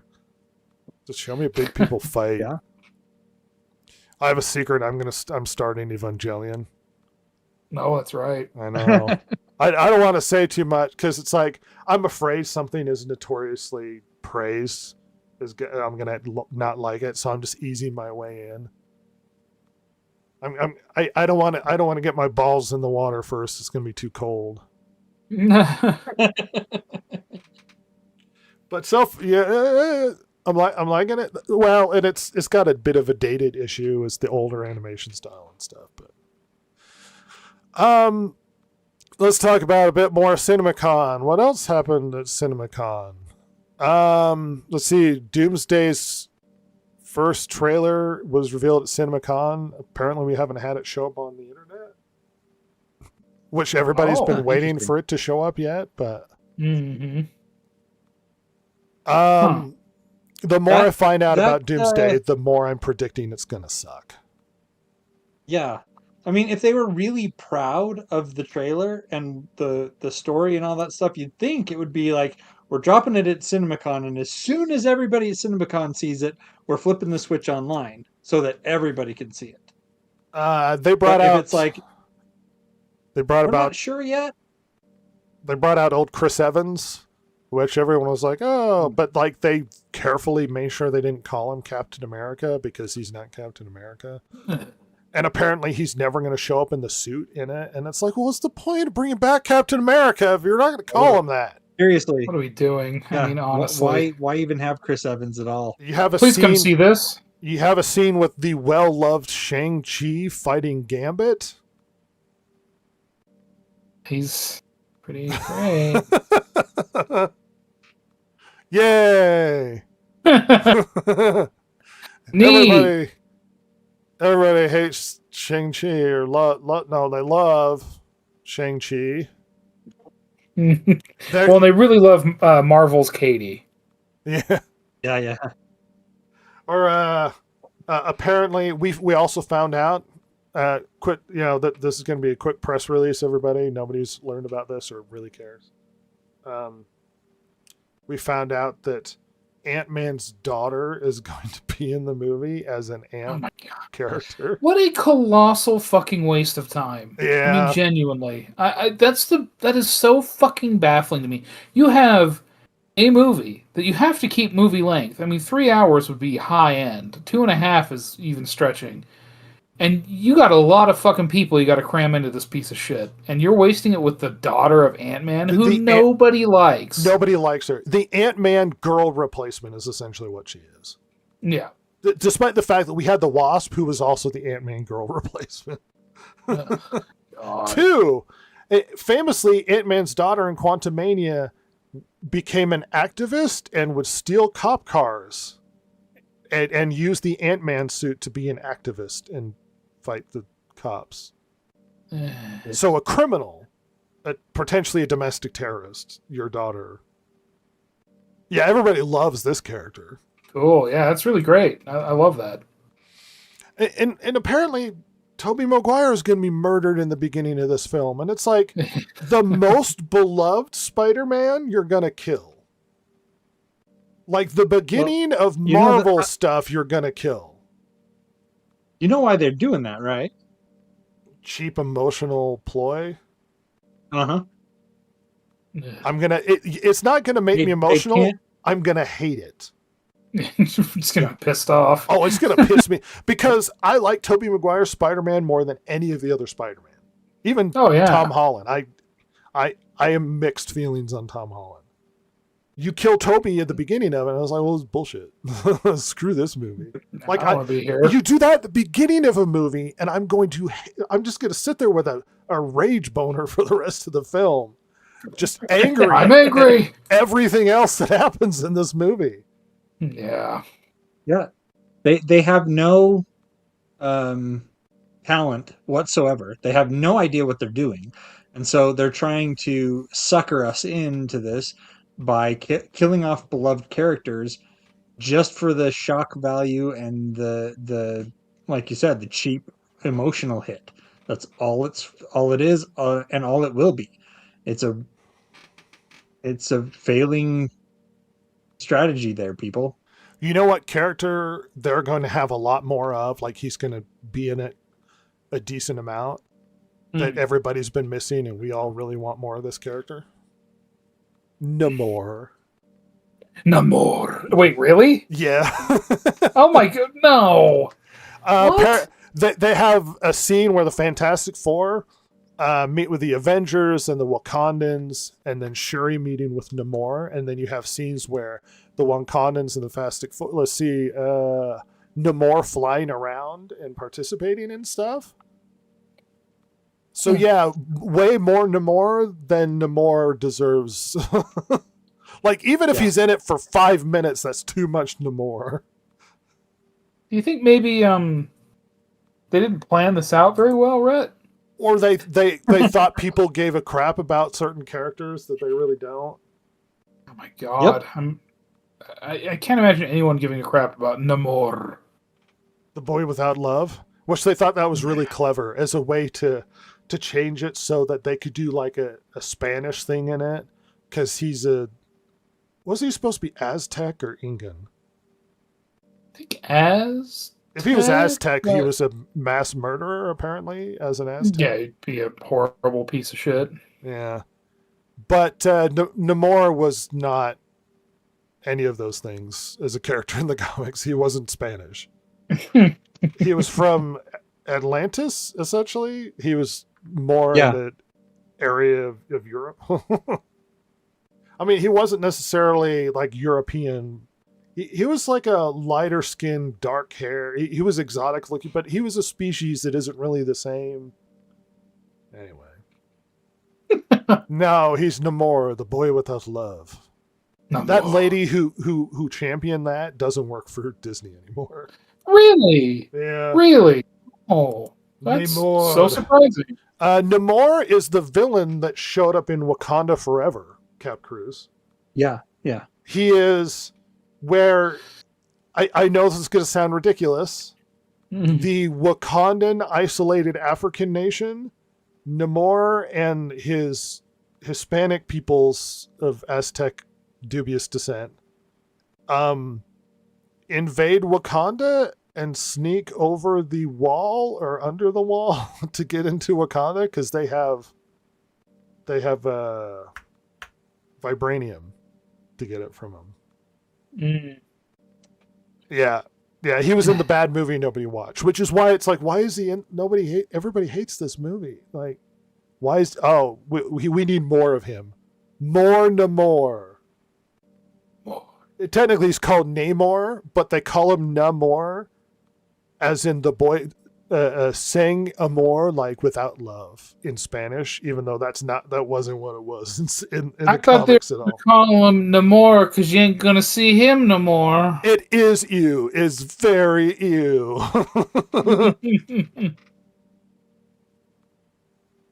Yay, we get some Thor. This movie's gonna suck. It's like, I want it to be good. It's gonna suck. This desperate ploy to bring back fans is gonna suck. But you know what's even funnier, Ross? And I'm not gonna do this in the news dump. Infinity Vision. Disney reveals Infinity Vision and their plan to help audiences. Now, Infinity Vision is because Dune Part 3 and Doomsday are releasing around the same time. Now, initially they were on the same day, and apparently Disney moved it like a day or something, or a week or something. Mm. So Dune Part 3 has all of the rights to doing movies in IMAX for like a 3-week period. Right. And Okay. Disney, in their effort to counter the fact that they can't put this banger of cinema out in IMAX theaters, is releasing this big initiative called Infinity Vision. Now, I told this about to Ross. So, Jason, you might think to yourself, Infinity Vision. So what does this mean? A program to maybe they're going to build their own theaters. Maybe they're going to do something. This is their plan. Well, it sounds like, just from the setup here, that since they can't use IMAX, that the plan is to have like a competing product to IMAX. That's Uh-huh. what it sounds like from, like I said, from the setup. That's what it sounds like. It's like, since we can't use this, let's make our own so we have these giant screens for our movies. So, Infinity Vision is a certification that they're going to use for certain theaters to certify them as highest quality cinema experience when it comes to audio and screen size and visuals and stuff. And that certification is essentially going to be, they're going to have an app where you can find where the best theater is to watch Doomsday. And they're going to certify theaters as good for watching Doomsday. So, does that mean that they're going to send someone to the theater to check it out? Or does this mean that all I have to do is send a form into Disney And say and these are our Disney then sends back qualifications. and says I'm certified? These are more details than I think they're getting involved in. All I know Than is even they're they going know. to certify premium theaters, and then you're going to have an app where you can watch the premium experience in premium theaters, because this is their counter to, we don't have IMAX access when the movie releases. This is so stupid. Oh. This was Because this if was they an don't send announcement somebody- at CinemaCon. Yeah. If they don't send somebody to go and check out the theater and certify it, and all I have to do is just send you a form that says that you need to certify me, then it's worthless. Well, that does, even if they Because send a I guy can to put anything I certify want him, on the form. who cares? Like, I'm going to download your app to see to find out Exactly. where the best theater is. I don't care. No, It's Doomsday is such completely a great pointless. movie. I could only see it in the highest quality film that's not going to be IMAX, because I can see it in IMAX. Sweet, bro. This seems like someone in the back made it up. It's like, well, we can't do IMAX. Well, we're going to release the best places to watch it. We're going to call it Infinity Vision. It's like, what the hell are you talking about? It's an infinity vision. This is our backup when you can't go watch this in IMAX. The other banger is Mandalorian and Grogu. The big trailer for Mandalorian and Grogu. The big, awesome. Ross is super excited. He's a Baby wow. Yoda stan. Yep, I still call him Baby Yoda in this house. All right. They call him they're little cute creatures that call him baby in it, and everybody's supposed to squeal when they see it. Ross is supposed to squeal when he watches the trailer. Yeah, that's me. Oh my gosh! Yeah. This look. I don't want to be a naysayer on anything that doesn't, like, I like The Mandalorian for season 1 and mostly for season 2, and then it got terrible, just really bad. I thought the Baby Yoda character was fine, but it needed to go away, Yeah. and they wouldn't let it go away because it was too popular. So now everything revolves around the stupid baby character, not the Mandalorian character, who's irrelevant to this point. I mean, it got to the point where I hate the Baby Yoda character so much, I would throw him in a wood chipper. He is the reason I'm not interested. Rhett wants him dead. He wants his family dead. Everything is being structured around this. You know the Millennium Falcon ride where you're in like this little Millennium Falcon cockpit at Disney that they did? Yeah. They're changing it to be Mandalorian and Grogu related, where he'll like fly by next to you with Grogu, sort of thing, while you're in the Oh cockpit. my god. Yeah. Yeah. To be fair, they're changing a lot of the stuff in the Star Wars land or whatever to be more old trilogy related. So they've actually got a guy walking around as Luke and somebody walking around as Princess Leia. And that sort of, because nobody likes the sequel trilogy. No. Not so much. And apparently Amazing, that. that big sequel trilogy ride constantly breaks down where like the Kylo Ren like animatronic isn't working, No. and this is reports from people who go to Disney frequently, have been to that ride frequently, and it apparently it breaks down constantly where certain aspects of the ride just don't work. So, they're Great, they changing did a really stuff at good job. Disney. No, they did a good Multiple job. billions of dollars. Billions of dollars have been spent. Everybody loves Star Wars. Except Well, for the they fact spent. we've Oh, go ahead. Sorry. Well, it's just except for the fact that we have now had Star Wars movies that have lost money in the theater. Yeah. For the first well, time and they ever. spent billions on the park, and then Yep. billions on the hotel that's now closed. Yep. It's good, and Galaxy's let alone Edge. the IP to begin with. Yeah. Yeah.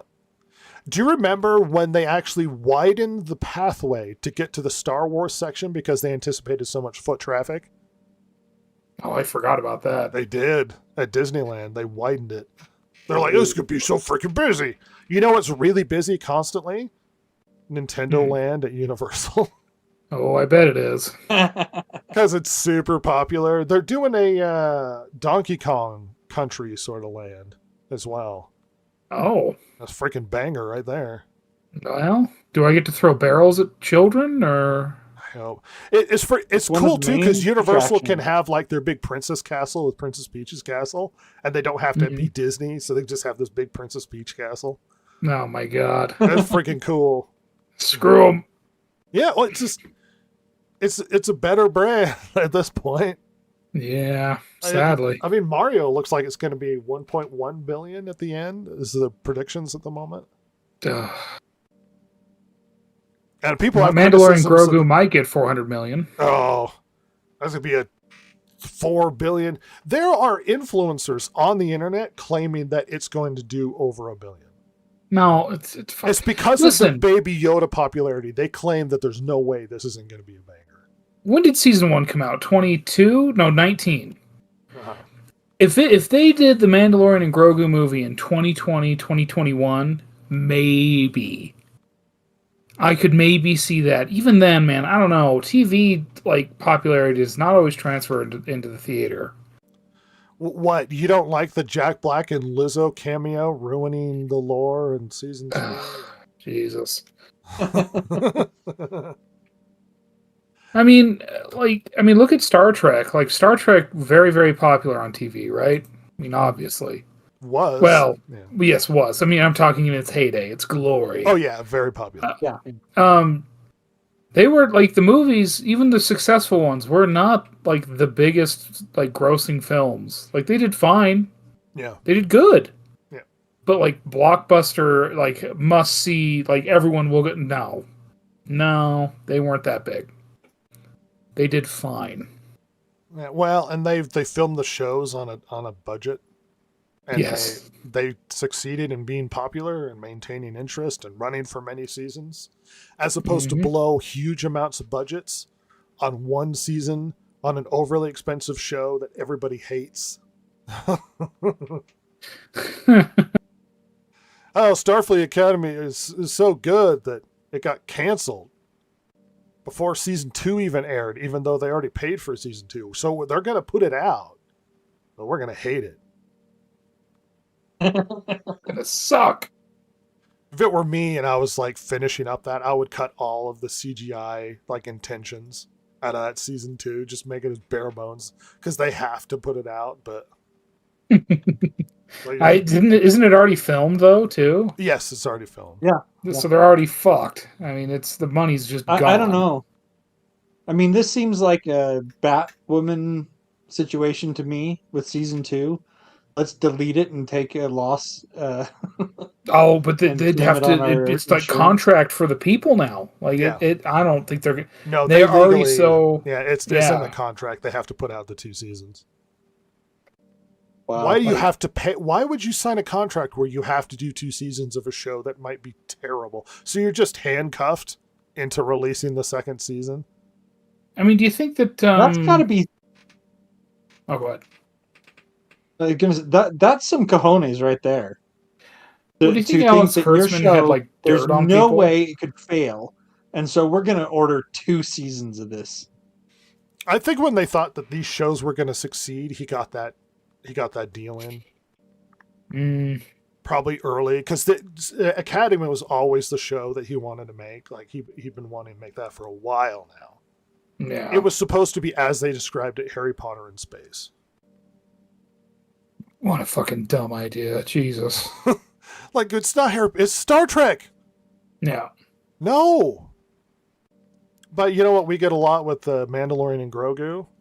Member berries. Remember?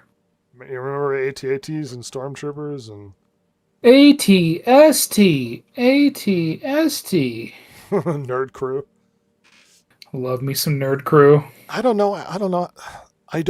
This can't succeed. It's Mandalorian is just not a loved platform, like brand at the moment. Not anymore, yeah. And I'm sorry, I was doing some quick calculations. Because I was just curious. I was curious what it actually worked out to. So, as we all know, as far as the original crew, like the original series Star Trek films, Uh-huh. the 4th one with the whales was the most successful financially. You know, as much as people criticize that as not being good Star Trek, I actually found that was fun before. Oh, I liked love that Star one. Trek. Yeah. I like the Spock choking out the punk on the bus. Yeah, I love that one. Getting The applaud, Vulcan yeah, death grip and getting stuff. applause for that. I mean, my favorite is always going to be 6, but like 4 6 is was very good. fun, and 2 is probably like the most good. Yeah, The goodest. 2 was awesome. 2 is amazing, but so the 4th Yeah. one did the best, made $133 million, which in today's money is like 400. Yeah, it's good. Yeah, that's good. I mean, but especially considering it made 133 million, and they made it with like about 20 to $25 million budget, which I think is like that's a banger if they spend that much money. yeah, it's like $80 million. I think in today's money, if I remember right. Well, Anyway, that's a good return then, yeah. it's a very good return. Yeah. We know that's not what they spend on movies now. So Well, there's a belief that Doomsday could be a $1 billion costing movie. oh my god, that is Oh. such a Well, stupid there's idea. no way it didn't cost that much with the amount of actors and the big, like Yeah. CGI. There's no way this doesn't cost that much. There's no way. Well, it's not like what's the name of that director? Is it Paul Thomas Anderson? Who like all these big actors go to him and he pays them nothing, but they just want to be in his movie. Yeah. They're not doing that for Doomsday. They're not taking a pay cut. They are getting what they are owed. Period. You know, the mouse can cough it up. It's just what was it they were paying Robert Downey Jr. some like $60 million or something ridiculous? Oh yeah. Yeah, let me look that up. Contract for. I know Wes Anderson's one of those directors that just people like to work with him, so just big name guys. Yeah, who it was show Wes up for Anderson. fun. Wes Anderson. Yeah, it was Wes Anderson I was thinking of. with his pastel coloring and flat camera angles. He's being paid like $100 million. Yeah, Yeah. more than $100 million in Yikes. salary and bonuses. And that I think that does not include his trailer village or his cats. They bought a house to have the meeting.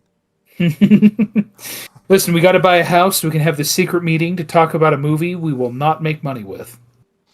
Hey, you know what? We haven't been manipulating you on your nostalgia for stuff that you used to love when you were a kid. Oh, we're Toy Story 5. Great. Yay! I wonder if toys are going to learn something about themselves, or I don't think. No, they don't do that, do they? There's never anything about like aging or like changes in life. There won't be any of that in these movies. Never. can Randy Newman write another song for us? You gotta. Oh wait, I better not sing that version of the song. Anyway, Yeah, because you singing it would also be too perfect and would trigger the copyright. yeah. Well, especially with my own special lyrics to avoid the copyright. Then YouTube would get mad. Yeah, that's why I always avoid "Kiss from a Rose." It's just too pitch perfect. You sound too much like Seal. Walt Disney Animation Studios is making a movie called Hexed. Okay. It's About about witches? a lady witch. I should bring this up. Border lady witch. Apparently, the original version was supposed to be a dude, and they made him a girl. That's what I heard. Dude, because you know it's like weirdly popular in like, and honestly, it's kind of over now. But like, what was weirdly popular in the internet zeitgeist was like, like wizard jokes and memes. Like Yeah. you know the pondering the orb, testicular torsion spell, all that stuff. Like it should have leaned into that. But oh well. Yeah, I look forward to this mediocre failed animated movie. Yep. Sad. Sweet, bro. Very sad. Moana live action with the really weird looking rock. With no nipples. Where are they? Yeah, the Maui doesn't have nipples. I need to see his nipples. Where are they? I don't trust him. It's like Kyle XY with no belly button, but he has no nipples. Kyle XY is a hero. I think an alien. I'm not sure. I never saw it.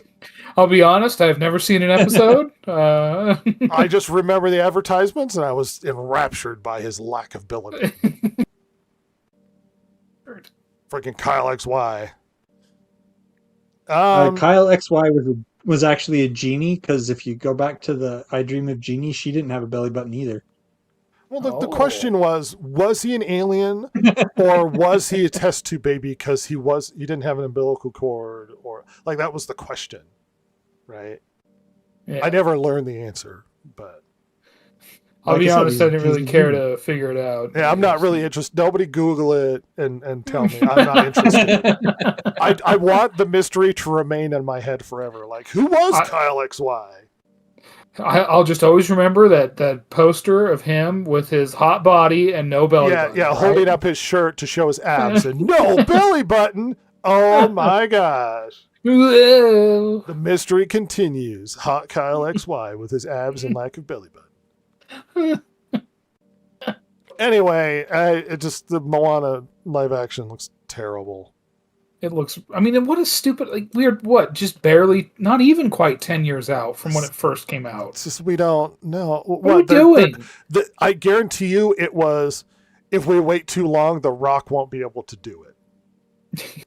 Too old. But the problem is he's already too old. And honestly, just get a big Samoan dude. It'll be great. Like this.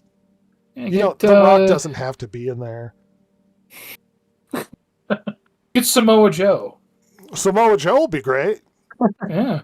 And then Moana will try and jump off the top rope, and he'll just walk away. God damn it! You beat me to it. That's right, Ross. Damn it! Now that's gonna be in your head, and you couldn't get that stupid joke out. Son of a bitch. Yeah, I did it. How about when he had that stupid tattoo that looked like a penis on his face? Oh, Oh my gosh. Yeah, there's a banger right there. Look up that Why would Samoa you Joe. do that to yourself? Well, it's not a tattoo. It's like a Maori drawing thing. It's not permanent. But the joke was it looked like a penis because it's like a bent arrow on his face. Oh God! Just Like an wham. actual arrow, like you'll look at on the ground. It was wide and then it had like a point, like an angled point tip on it, and it was on his face. So it was just weird looking. Yeah, Google Samoa Joe penis face. Don't think I want to. Well, you don't want No, that in your just don't search forget the history. face part. Don't forget the face. Don't forget the face part of that. Yeah, you'll show up on sites that are legitimate and not inappropriate. Also, we apparently The Rock said something like real masculinity is when they support women warriors to be tough or whatever. Oh my Okay. gosh. K. Dwayne. Listen here, slugger. It's just Ice Age Boiling Point. Another Ice Age? There's Wait, really? 8 of them now. Oh my! Wait, really? Yeah. Yeah. Yeah. What happened to the other like 8 or another like 6? I knew they did like 2 or 3. No, there were a lot of Ice Ages. Yeah. Oh, I did find out today that they are remaking Fern Gully, which I was like, I thought that was Avatar. But it's But not. they're doing They're a live live action. actioning Fern Gully. It's not Yeah. animated. what a bad idea. And no, Ross is not being cast in Seriously, Fern Gully. Bad idea. Oh, that's because Shut up. Robin The fact killed No. himself. Robin no. Williams. It's very sad. I have to play a No, bad Robin no. Williams, Ross. No, Robin Williams. It's because I sound too good. They'll No, strike us. Your accent is not too good, Ross. What if I start singing like the genie? They'll never know. They'll think it's What the Disney. audience Disney will might come not be for aware us. of is there are late nights of us playing video games and me muting Ross because I don't want to hear his Robin Oh. Williams. Like there would be like 5-10 minutes where him and Silver were like, "Where's Rhett? Did you get it out of your system?" Well, after we got done laughing because we're having so much joyous fun. Yeah, fun I would without like Rhett one day. because Rhett's a party pooper. He doesn't like Robin Williams. They're so busted for creativity making our Toy Story 5, Moana remake, Ice Age. We got a Devil Wears Prada 2? Like they're mining Devil Wears Prada for a sequel. Which, by the way, I think we are at 20 years since the last one. Literally. 20 years. I don't Yeah. want to be mean, but I don't think Anne Hathaway had a lot going on, so maybe this is just a good paycheck for her. Oh, I'm sure it will be. And look, you know, the weirdest thing is like, Rhett, think back to 20 years ago Okay. when Devil Wears Prada was coming out. Amazing. If you had You're right, heard, exactly 20 years. if you had heard that, Released in 2006. yeah, if you had heard that Hollywood was like making, all right, we're gonna do another blah blah blah movie 20 years after the fact, you would assume it would be like a remake or like even then Yeah. you would assume that. You wouldn't Or a assume it would be a big direct sequel. 'Cause that's franchise. ridiculous. Not Devil Wears Prada. Yeah, like because I don't know. I just think of like what is it? A Star Is Born, like one of the most remade movies ever. Yeah. And Yeah. it's like, yeah, why would you? Okay, I mean, look, I'm not a Devil Wears Prada head, so I don't know. Well, we get But a it seems La La very Land desperate. 2, and they're still not together. They do. They will. They won't. They again, and both decide to stick with their career again. No, they're just 20 in years after the separate fact. relationships, and we get separate musicals. 20 years later. Oh, it's great. I love it. What do you mean? Dog Stars, Ridley Scott, so it's going to be bad because Ridley Scott hasn't made a good movie in a long time. A long time. It's pretty bad when one of your last great movies is the fucking Robin Hood movie from 2010. It's not a great movie. Nope. Sure isn't.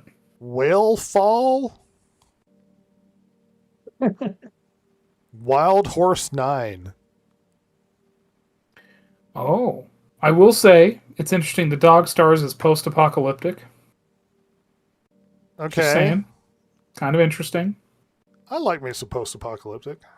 Yeah, it's got Jacob Elordi, who was in that wonderful movie that just came out, Wuthering Heights.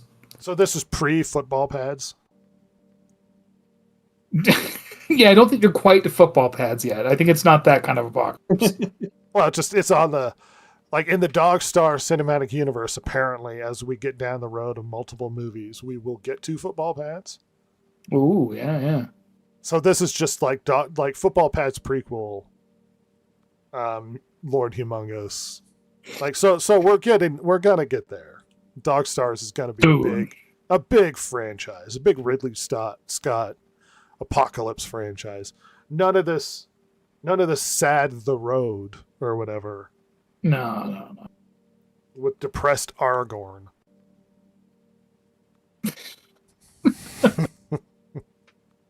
What? None of that. Wild Horse Night. I mean, John Malkovich, Sam Rockwell. I like Sam Rockwell. John Malkovich he's an interesting fellow to have in a movie. Yeah. He always doing something fun. Yeah, he's in my favorite movie. That's fun. Oh? Yeah. Empire of the Sun. He's in that. Oh, yes. He's a swindler. Let's see. Godzilla -1, Street Fighter. Let's see. Jared Leto, Skeletor, Sony Pictures at Comic-Con. Let's do this really quickly. Okay. Spider-Man Brand New Day gets a new clip, new posters. It better work. Beyond Spider-Verse, it's been a while since they've come out with that third one. Apparently they've had production issues. So Ross, this is the only thing I will care about, but they're making a Bloodborne movie. Yeah, I saw that. Yes. And also, look, I'm sure he's a nice guy. If Jacksepticeye is producing it, the streamer. Yeah. Well, this feels like they Iron Lung made $1 billion, or like not $1 billion, but like made a ton of money, and it had that YouTuber guy doing it. Well, let's get our own YouTuber. What do we got in the pile? Think a YouTuber is going to make a Bloodborne would be so expensive to make us. It would CGI like well, it is Cthulhu animated. monsters. It's animated. I know, but it. I mean, that Are you saying it might be a lot to make take it so we on don't for a have to first-time worry about- filmmaker? Is that what you're saying? Well, to be fair, Yeah. as producer, but yes. Well, producer's part of a filmmaker. That might be even worse. I mean, granted, he could be, as we've talked about in this podcast before, it could be a producer in name only. It could just be name recognition man. But, I mean, arguably, like, producers maybe even more important. Like, Jumanji Open World is the next Jumanji. oh, Playing on the game thing, the video game. yeah. That's really dumb.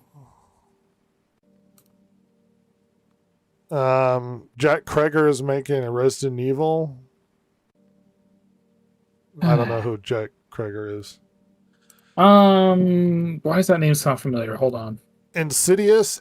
The further. Get some Insidious. Barbarian. Oh, so Zach Kreger. Zach Kreger is Weapons, Barbarian. He's done like Maybe. recent horror films. Maybe. Yeah. Hopefully we'll actually get a good Resident Evil then. I hope. I want to say I remember hearing some not great things that have been said, but it's been a minute. I can't remember. Then maybe not. I hope so, though. I really hope so. We're not going to get Mia Jovovich kicking shards of glass at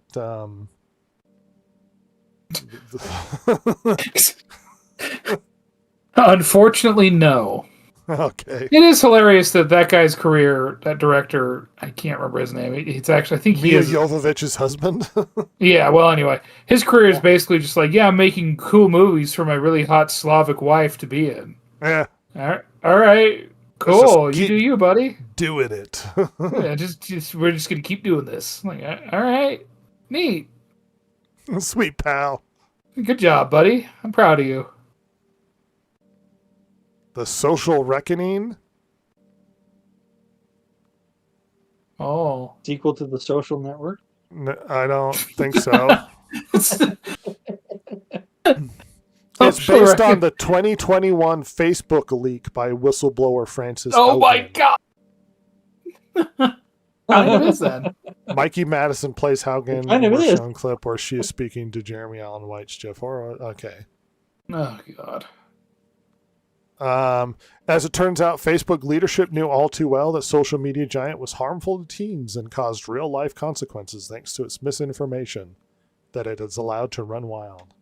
Look forward to that banger of a film. A nice light watch, you know. The Legend of Zelda movie is officially wrapped filming. Oh god, really? Helldivers, apparently there's a movie and we have an update about the movie. You know what the problem with the Helldivers movie? I see. This is what I don't understand about making a Helldivers movie. Oh.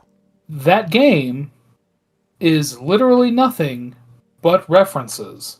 Yeah. To fucking movies. Yeah. So to make it a Helldivers movie, well, you have it already. It was called Starship Troopers. Oh. It was called Terminator. Yep. Like, what? Jason What a stupid Momoa is going to idea. be in it. Does that change your mind? Oh my god, no. That's dumber. What a dumb idea. Oh, he's going to start getting go home heat pretty soon. If not already. Sweet. Yeah, he's going to have that go home energy at one point. Yeah, he will. He super will. Promise. Let's see really quickly. See, Paramount Pictures. Let's see. Top Gun 3 and Paramount's big franchises. Sonic the Hedgehog 4 gets a first look. Oh. Hopefully it's going to be Shadow and he has a gun. School Shooter the Hedgehog. We haven't heard anything much about the Mutant Mayhem 2, which I went down the numbers. I think it lost money. I'm going to be honest. That's the Seth Rogen TMNT movie. God, yeah. I forgot that even existed, Red. Yeah, so did everybody else. I'm John in good company. Krasinski. Yeah, John Krasinski talks about Quiet Place Part 3. They did have a video game, Quiet Place. They did? Yeah. Oh. Call of Duty movie. Boy, just in the nick of time, huh? Right as the iron is pissed and shitted on. As It's a really mentioned good above, time. there's not much new on the Call of Duty front, but we did see a quick teaser for the movie that uses game footage set to the tune of Seven Nation Army. So it's like a Battlefield commercial? That's really dumb that they did that. According to director Peter Berg, who appeared on camera saying he and Taylor Sheridan are working on the film. Maybe Taylor Sheridan can write. Yeah. He said, Taylor and I are both very attached to the special operations community and promise to capture the reality of their job with a big scope. So I don't know. Don't worry, we're going to make this a great movie. You can trust us. Oh, it's just such a weird thing. I mean, it's so late in the game for a Call of Duty movie. apparently we're getting a Billie Eilish movie about her concert, Hit Me Hard and Soft, directed by none other than James Cameron. Boy, did he need the money, or is he a big Billie Eilish Yeah. head? I don't know. Or maybe he lost What a his weird bet. thing. Maybe he's also trying to advocate that she give up her property to Native Americans. I don't listen But to only Billie if you give Eilish. your mansion away. I don't like her music, and she seems very stupid. Let's move on. Scary Movie 6 spoofs modern core. Next up, I don't know. because that's what we need, another scary movie. Jackass Best and Last gets a trailer. Another, what, Johnny Knoxville's just going to be there because he can't take hits anymore because of his brain damage? He'll just be around. Doesn't he also pee in a bag because he's been so horribly injured from Jackass? From this scene, this exact scene, which Wonderful. honestly, I really, I'll help you guys. Boop, boop, boop. So behind the scenes, there you go. I didn't put that up. Well, I wasn't really showing a lot on the screen anyway, so it wasn't that big a deal. They couldn't see it. Yeah. Street Fighter cast stuff. Yes. I love me some Cody Rhodes as Guile. Oh, so good. Do you remember that weird thing about him and Roman Reigns? They thought there was actual beef because wrestling they thought was so real. Hey, they were selling it, baby. Kayfabe. So, That's right. Jason, this is a guy named Cody Rhodes who's a wrestler, Right. and there's another wrestler who's also Roman Reigns. Roman Reigns. And they thought the beef between the two characters was so real that they never saw each other on set. And when they did see each other on set, they could hear over the mics, like, okay, we're bringing them in. Everybody be careful. Like, they thought they were actually just going to start fighting each other while they're filming this movie. Like, they do realize they don't actually have a beef between one another. So good. What a ridiculous thing. Oh, we gotta be careful. They might start suplexing each other on set. Yes. No, they were just keeping it real, man. They didn't want things, they didn't want it to get out to the regular wrestling fans that they actually don't have beef with each other. They were totally trying to, Cody perpetuate Rhodes puts the crossroads the story, on Akuma. Screw you. Superman punch. Anyway. Mr. Irrelevant, the John Tuggle story. Former New York Giants quarterback and Super Bowl MVP Phil Sims appeared to talk about Mr. Irrelevant, the John Tuggle story, a movie about the player who was famously picked last in the 1983 draft. He had wound up being named Special Teams Player of the Year. Great. Who gives a shit? I mean, my God. Brad Pitt in The Heart of the Beast. Ex-Special Forces operative still bonded with the dog. What is this, John Wick Brad Pitt movie? Yep. They That's what it crash sounds like. in the wilderness, and the dog saves Pitt's character, at which point they have to make it back to civilization. Pitt tells his dog, one last mission, I'm not going to let you die here. Oh. Johnny Depp is Ebenezer Scrooge in Ebenezer, A Christmas Carol. No, Johnny Depp was no. also present to support the film. Oh. I mean, Johnny Depp's a weird dude. He could do an interesting Ebenezer Scrooge. Yeah. Some movie called Children, Blood, and Bone. Children of Blood All and right. Bone. Sounds gross. It's based on a popular novel that came out recently. Not popular to me. That means it's porn. I am the main character.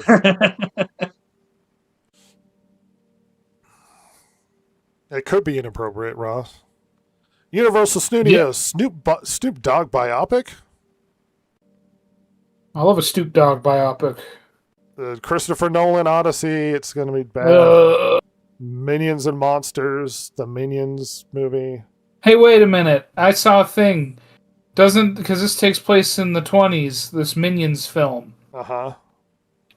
And they in the previous Minions film, they had to make it so that nobody had seen them for like 100,000 years or so, like 1,000 years or something. I forget.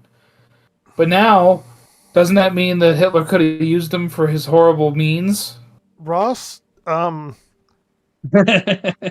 lore-wise, something interesting did happen in that.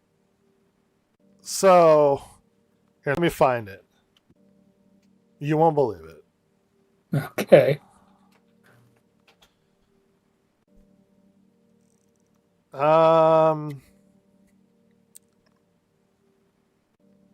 Oh my gosh. It was something. Did I find it? No, I'm not talking about the meme.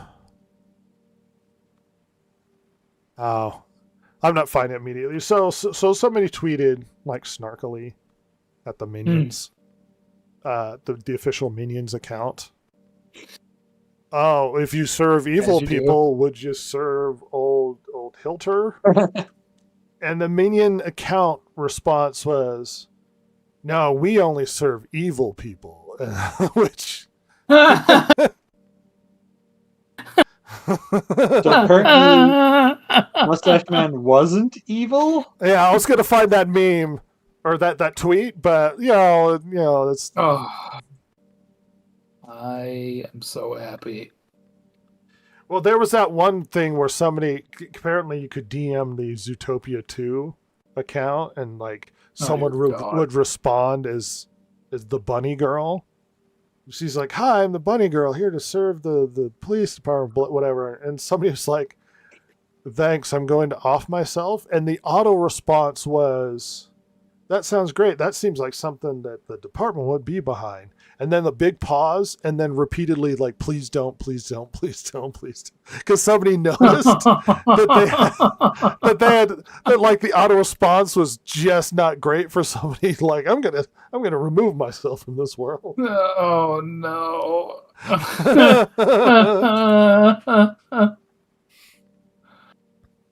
Oh, that's brutal.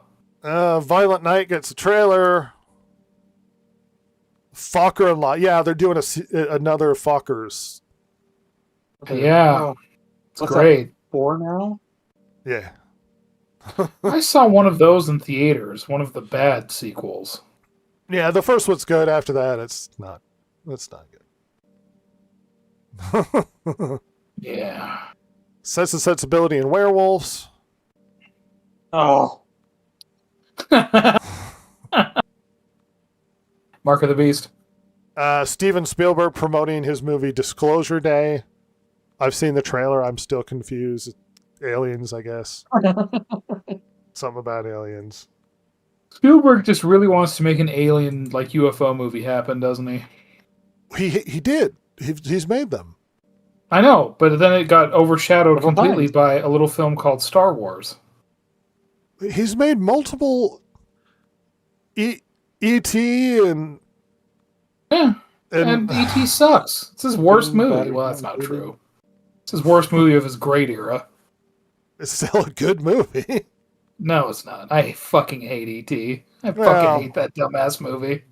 I'm with you, Ross. I think ET is Oh an my awful gosh. The freaking heretic pieces of shit on this podcast. It's a dumbass movie. I don't have to tell you. It's dumb. It's stupid. You don't fall in love with the weird puppet. It was actually played by a guy with no legs, which is weird. Horrifying. Why did so the kids just had to deal with a legless weirdo Yeah. touching them with the puppet? Yeah, he wants to touch you. Who would sign up for that job? Someone that pervert, likes that's what I'm Reese's telling you. Pieces. Hey, listen, the only good thing about ET is Reese's Pieces. That's it. The only good thing. Well, Well- What? So there are a lot of guns in it. So you were happy when they removed the guns, Ross? Huh? no, I wasn't. With the radios? I mean, I just don't. It's a dumbass. So but I dumb. hate ET. You're both pieces of shit. I'm just going to tell you right now. Listen, Close Encounters of the Third Kind was a better film, and it got overshadowed was by the boring. Star Wars. Close Encounters of the Yeah. Third Kind is boring. He spends too long making that stupid rock out of like mashed potatoes. Spaceballs 2. So Close Encounters is not a good movie. It's not. It's better than ET. Anyway, Spaceballs 2, don't watch it because Josh Gad, fuck that guy. Yeah, don't watch Spaceballs 2. He-Man's going to be bad. Highlander gives us John Wick's vibes in the best way. How? I'll have to see. There can be only one John Wick. Until we make, was it Ballerina? Yeah. Yeah, Project what a bad Hail idea that Mary was. crosses 525 million. Good. It's a good movie. Wow, nice. Thomas Crown Affair footage reveals Michael B. Jordan is after. Michael B. Jordan is now just the new Thomas Crown. Okay. They're remaking Thomas Crown Affair with Michael B. Jordan stealing paintings. There's a joke, but I can't say it, Red. There's a joke in there. Everybody insert joke about Michael B. Jordan stealing pieces of art. There's a Anyway, really good joke. no, about it, we're I moving can't on. You know the joke, just make it in your head. say. This is an interactive podcast. Yes. Beekeeper 2, the Jason Statham gets revenge for things number 47. That's right. I'm a tough guy. Like I'm a tough guy doing tough guy things. yeah, and then just fighting people. Like I liked Beekeeper, but it was like every other movie I've seen of his. It's not. Hey, listen. It's not like the Meg, though. All right, we can all agree on that. No, it is not. The Meg is a glorious piece of filmmaking.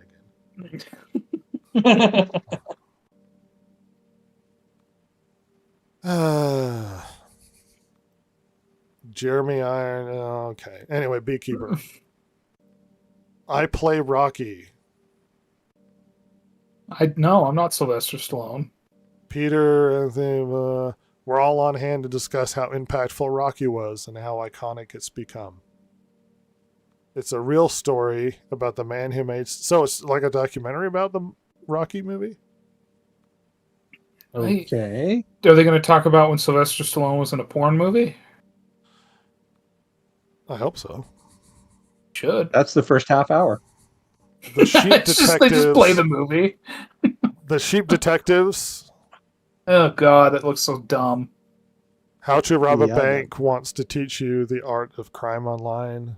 Ugh. Your mother, your mother, your mother is exactly the film Marshala Ali wants to make. Ugh.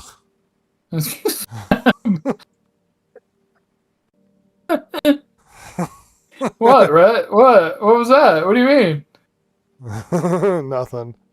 No, come on. What do you mean? What? Anyway, Viggo Mortensen, Lord of the Rings, is now crossed over with 50 Shades of Grey and inappropriate touching. No, well, Oh. everything was strictly consensual. There was contract signed. CinemaCon, everybody. Let's do this. News now online. This is the Distracted Gamers, connecting you now. Yay, it's the news done, but looks like the previous screen, because it is. It's great though. It's a good looking screen. The story that made me giggle is the leak of the full-length Avatar movie that's not supposed to come out until later this year. Yeah, hell yeah, that's so funny. Wow. And the funny reaction to this wasn't, I heard a bunch of people, oh my gosh, it's amazing, it leaked online, was a bunch of people were like, yeah, you don't have to feel bad about stealing it because they were really stupid.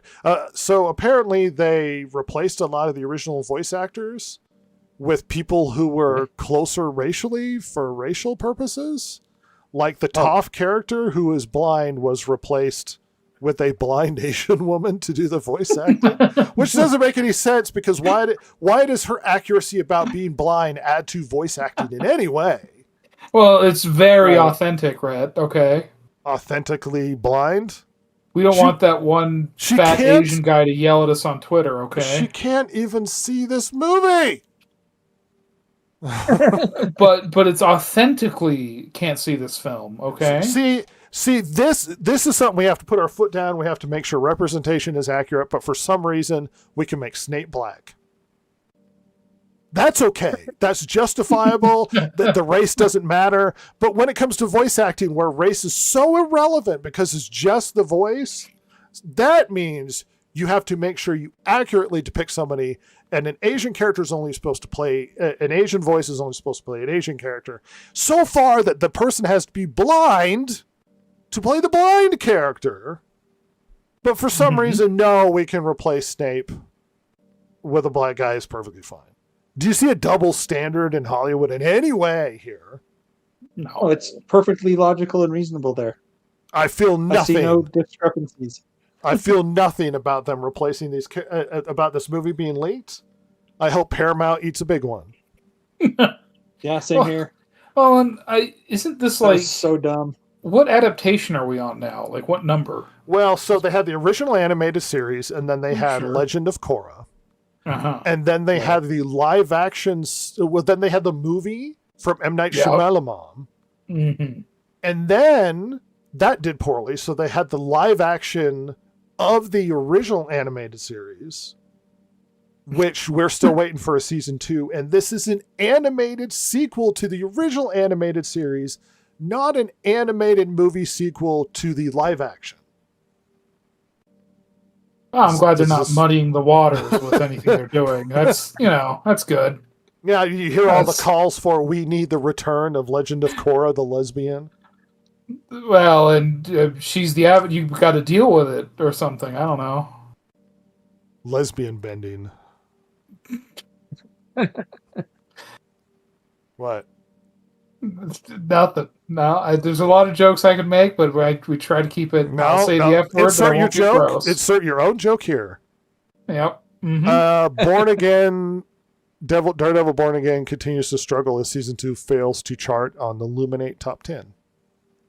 God, there's nothing out right now, No.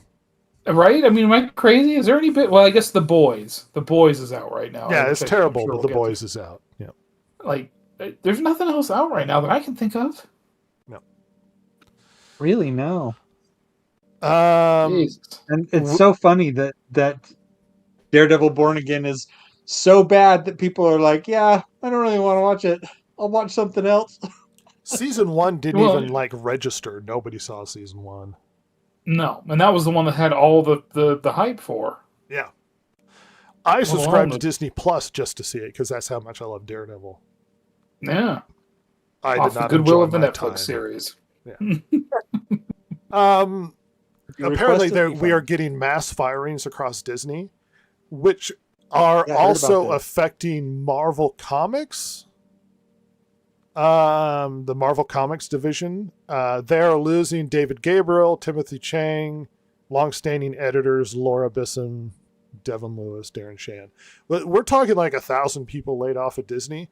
Apparently, they gutted a bunch of their PR teams, and they also took out their DVD and Blu-ray teams.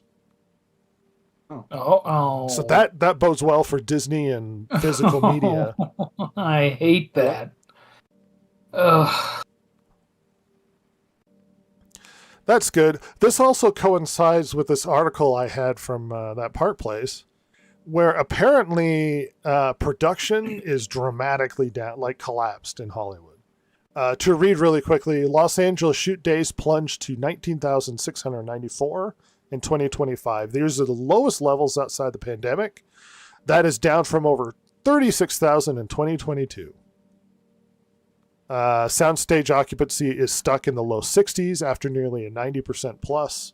Employment in this sector has dropped sharply, with tens of thousands of jobs gone as a result of Hollywood layoffs. Meanwhile, studios are laying off hundreds. Sony last week laid off a bunch of people, merging into debt-laden giants and replacing expensive late-night shows with syndicated reruns. In the case of Stephen Colbert's cancellation, it led to a lucrative deal with Byron Allen. He is actually paying CBS to put actual funny comedians in that time slot as opposed to Stephen Colbert. Apparently, We're a out. lot of We got to get a funny guy in here.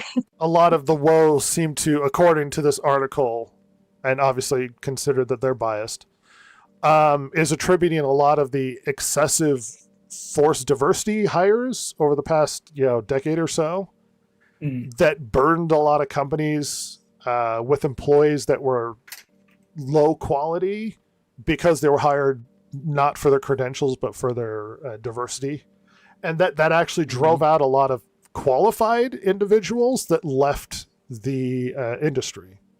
Sure. And so you have Yeah. less qualified people and low qualified people hired, and they've had a glut, and we're seeing a big purge across Hollywood, which we've been seeing for a while, especially since Hollywood's been doing poorly. Yeah. I mean, expect the Paramount Warner merger to result in a huge amount of layoffs as well. So look forward to all that. Yeah, Disney's Sad. firing at least 1,000 people, something like that. Jesus. Um, Things are going well. They're, everything's great. Well, you know what, though? Hollywood's really upset about that Paramount Warner merger, and they all signed a petition trying to stop it, like 1,400 actors and directors and filmmakers. Signed by Right, Emma don't get me Thompson, wrong. Ben Stiller, Javier Bardem, Rose Byrne. They all argue that the deal would harm an already battered U.S. entertainment industry. So just let the Warner go out of business is your I was going to argument? say, what's their alternative then? apparently. Like, What, are they supposed to just keep on the debt and keep making movies for your sake? See, that's what's so weird about these petitions. It's like, I'm not harmed by this. And they might go, well, this is going to harm the film industry and all the stuff that it's like, honestly, I'm not going to feel that bad if the film industry has a big collapse, personally. Well, what? Oh. You're not going to get new movies. I don't need new movies. There's a lot of really old movies that are really good that I can watch forever.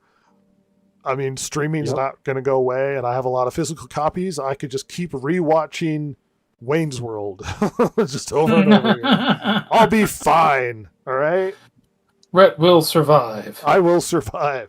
You won't, because they always act like Hollywood is some sort of value or importance to the world, and it's like, I know, Like they're doing it for us. yeah.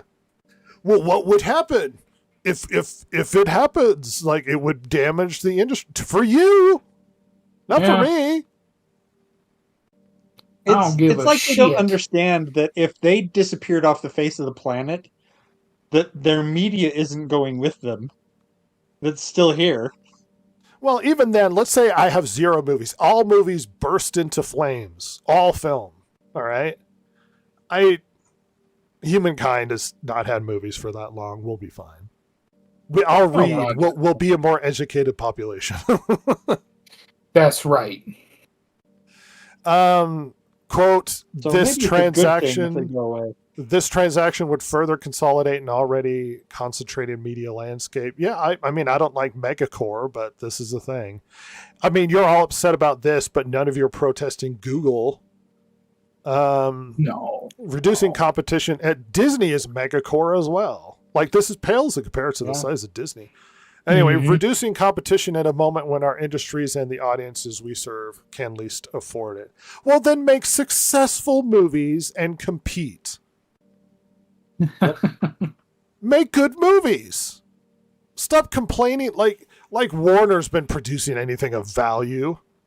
Well, they made a bad Superman movie. Ooh. Sweet, you guys. You know what the funny thing is? Paramount's response to all of this, like the David Ellison at CinemaCon, responded that apparently, here, I'll bring the article. I have it here. He pledges that you will see a guaranteed 45-day release window for films and 30 movies a year. What was it, 30? God. It was like, No way. Wow. no. I want to say it was more. Oh my God. Like an absurd number of movies. Let me find out. David Ellison. At least 30 movies a year. That's what his plan Oh is. my God. Uh-huh. I mean, that's a crazy. Did 30 movies even release last year? That went to like normal theaters, not I don't, theaters not that I around can LA? count. Like, what are we talking about here? No, we're going to have more work than ever, Ross. Ugh, And they'll be in the uh-huh, sure. theaters. And we'll return with orchestras in the audience, and we'll call them talkies. Just to preserve the industry that you love so much. Mhm. It's gonna be great. You won't have reserved seating. It'll just be first come, first serve. You'll have to sit between two fat guys. It's gonna be wonderful. It'll be lovely. Oh, things are going really well. Oh no! Meta targets May 20th for its wave of mass layoffs. Apparently, they want me to charge for this. They're looking about 10% of the company. Oh my god. Yeah. Things So it going didn't well work out. for Meta. Oh, also in positive news, a Hollywood Reporter wrote an article about how increasing fantasy authors are not happy with unfaithful adaptations. Yeah. Like What? like the Okay. writer of Game of Thrones, God of War rendition, also the writer of The Witcher notoriously hates The Witcher show. Oh yeah. Well, he hates the games too. So you know. Brandon Sanderson. See, this is double-sided out of his stupid mouth. His stupid fat face, Brandon Sanderson. Let me read this. First, the studio came under fire by best-selling author Brandon Sanderson for his Wheel of Time adaptation. I had my problems with the show, Sanderson said last year. I won't miss being largely ignored. They wanted my name on it for legitimacy. It had a fan base that deserved better. He kept his stupid fat face shut when the show was running, and now that it's widely accepted as bad, he's finally said something. This isn't brave. Rhett loves Brandon Sanderson. He could suck my balls. I've met the man. I know. Yeah. Yeah. Briefly spoke with him. Yeah. Yeah. It's just this isn't brave. Like, you want to be in Hollywood and you want to be liked.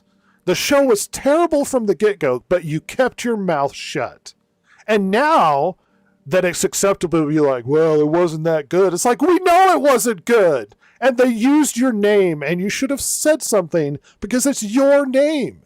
There should be some credibility to it. But no, you kept it shut because they're going to make a show about your damn books. Oh, be brave now. He's calling them out. Wheel of Time, they've had multiple seasons over multiple years, and now you're saying something last year? Ooh. Congratulations, Brandon. Name of a 4-year-old douchebag. Apparently the creator of God of War didn't like the look of the show when they released the photo, and he's like, this looks bad. Oh, good. Good. Yeah. I mean, Tolkien would hate everything about Lord of the Rings, or Rings of Power, but yeah. Yeah, oh god, yes. Notoriously curmudgeonly Andrzej Sapkowski that hates everything hated The Witcher. Yeah. Yeah, it's just, Unsurprising. he had a weird, bitter relationship with the games too, because he didn't think there would be anything, so he accepted the lump sum and not the payment for whether the show gets royalties kind of thing? whether the game gets successful. So it became successful, and he got pissed off that he only took the $5,000 whatever they offered him. Yeah, it was like, because especially, remember, kids, back in the day, like, we're talking mid-thousands, like, The Witcher was like a niche CRPG. Well, that he kind of stole the idea from. Oh, yeah, the books, yes. Listen, it's very interesting that he was the translator for a lot of books coming into the Poland back in the day. Yeah. And one of the books that happened to come across his desk was Elric of Melniboné. And The Witcher is a lot like Elric. A lot like Elric. Yeah, his Shockingly work a lot was like to Elric. translate Western works for Poland under the communists, and he just stole the idea of Elric and wrote The Witcher. Yeah. It's not So- not a great, I would say. And then he was pissed off that the games did really well and he didn't get a lot of money. And it's like, you accepted the one payment. Now he's all like pissy Yeah, about it's your own it. fault, man.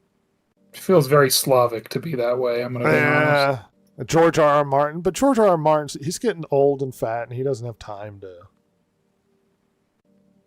Like, he's just bitter Well- about everything, and Yeah, he just wants to write TV because he knows that the thing that he planned was what they did in the show, essentially, that and everyone's everyone gonna fucking hate. hated it. So Yeah. he's afraid to finish the book. Yeah. Oh, by the way, I knew Brandon Sanderson when he wasn't fat. He's fat now. He's fat! Yeah, he's a fat piece of shit now. Yeah.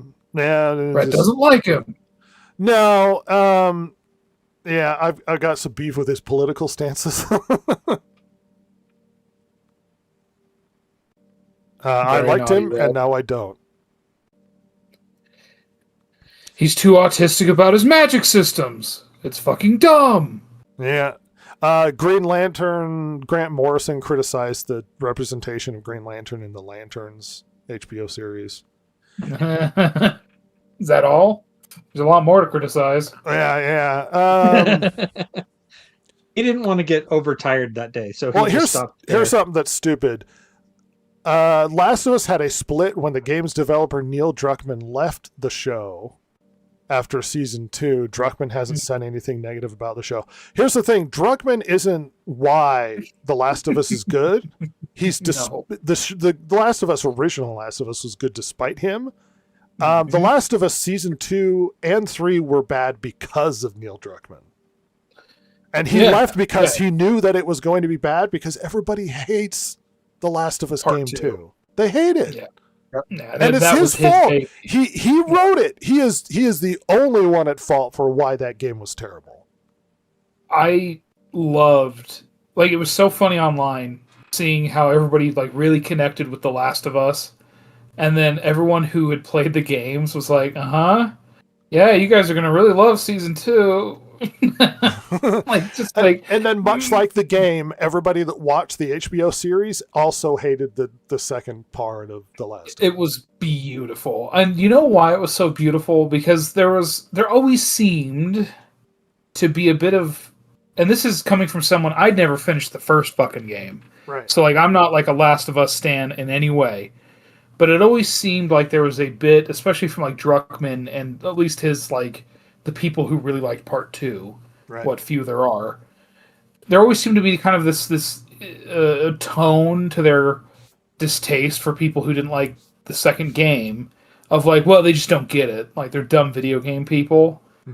And then it was so satisfying to see everyone who watched the HBO show in season 2 go like, what the fuck? This sucks. Like, They also hate it. Yeah. yeah, just immediately pissed. It's like, yes. Like, Neil Druckmann, you are a hack in 2 different mediums. How does that feel, buddy? You know what's funny about Neil Druckmann too? Hmm. Ellie wasn't a lesbian in the game. She became a lesbian in the DLC, which he wrote. He didn't Yep. write the main game. He wrote Oh. he participated, but it was this other lady that wrote it. He wrote the DLC that made her a lesbian. So even talking about her as a lesbian, that's him. He did that. It wasn't in the original first game. It was added on. Freaking He's such a apocalypse douche. lesbians. I'm a daddy now, Ross. What one of the most unattractive troglodytes you've ever seen in television? My God. I mean, you know what? Bless that poor girl, but Jesus. Well, no, sympathies for look. She can't control how she looks, but she shouldn't be No. in a show of any kind. No, she got a face for radio, man. Like, I'm sorry. Well, it's like, what? You think you're attractive? No, and I'm not in movies. I'm super not in movies, nor should I ever fucking be in movies. Yeah. So apparently, we're getting a lot of creators not liking the content created out of their stuff. Let's see really quickly. Promising attitudes, believe it or not, coming out of the new CEO of Xbox. Really? We've had a leaked memo from her talking about how Game Pass prices have actually gotten out of control. that Game Pass has become too expensive for players and we need a better value equation. And long term, we will evolve Game Pass into a more flexible system, and that will take time to test and learn about. This seems like a thoughtful response to the fact that a lot of people are unhappy with Game Pass price increases. That's surprising. Yeah. And on top of that, we've had more comments from Miss Sharma talking about how Microsoft needs to invest more into Xbox than ever. Talking to her employees, she wants more investment in the gaming experience. I mean, she doesn't seem like someone who was in gaming and would understand gamers, but she's making thoughtful responses as the new CEO of like, we need to turn the ship around with very reasonable, like, it's too expensive. We need to do things differently. So hopefully this is a sign of a turning of the ship, but we'll have to see. I hope. I mean, it I could really be hope. that she doubles down on stuff. We don't know yet, but all I could do is base it off of the mean, comments she's had. Like I said, we'll have to see. This sounds really, like I said, this is a surprising comment to come out of CEOs nowadays. Most of the time, they're like, "Oh, you guys suck," and she's saying, maybe we went a little overboard here. Wouldn't maybe it be we need to weird? dial this thing back. It would be weird to have a non-gamer put in charge and sit there and instead of being enraptured in all the gaming stuff, just look at it practically and be like, people don't appreciate the prices of the Game Pass service, and we need to consider that because it went up and then we lost subscribers and it became a big negative. And it's like, just be practical about it. Maybe it takes a person to stand outside the gaming community to look at this and be like, this is a poor decision. Funny enough, in other news, we had a market analyst watching the numbers, and sales of the PlayStation 5 hardware have increased.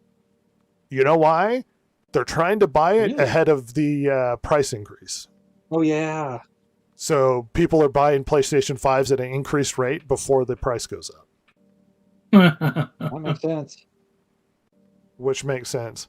I'm going to throw out a bunch of news really quickly.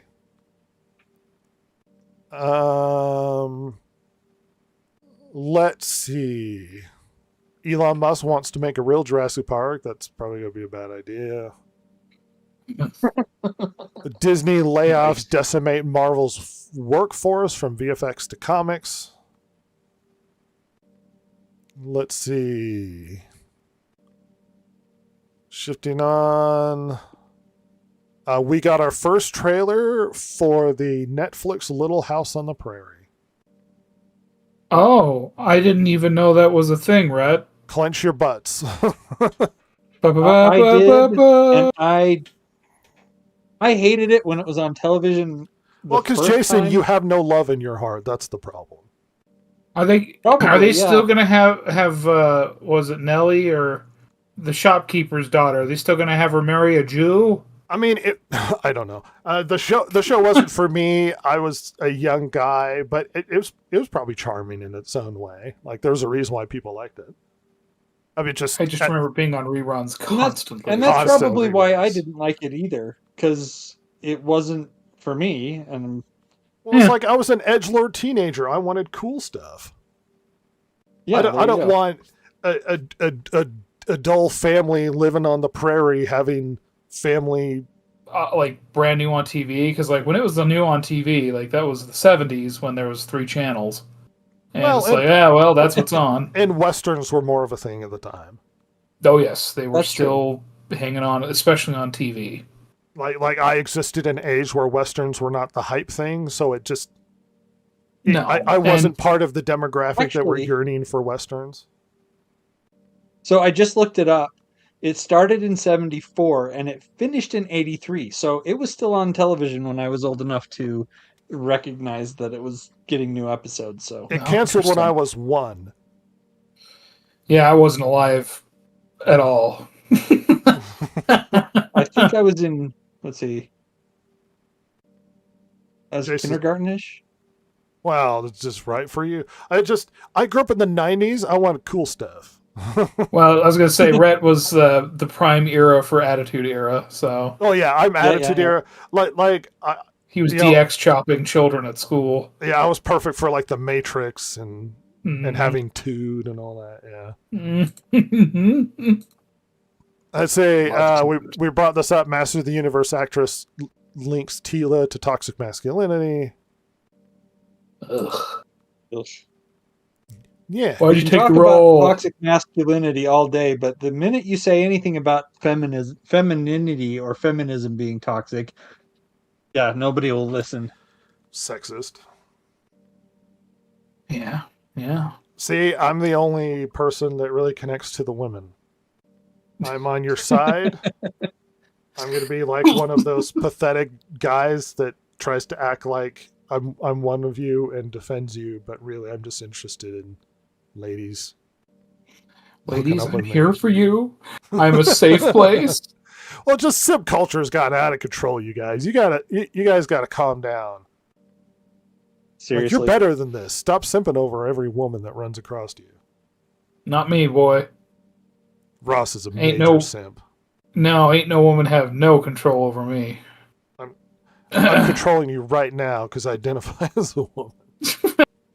I was gonna say, oh, Rhett, that's so brave of you. My God. Now, who would Ross simp for? There's someone out there. Joe, Mama. Joe Mama.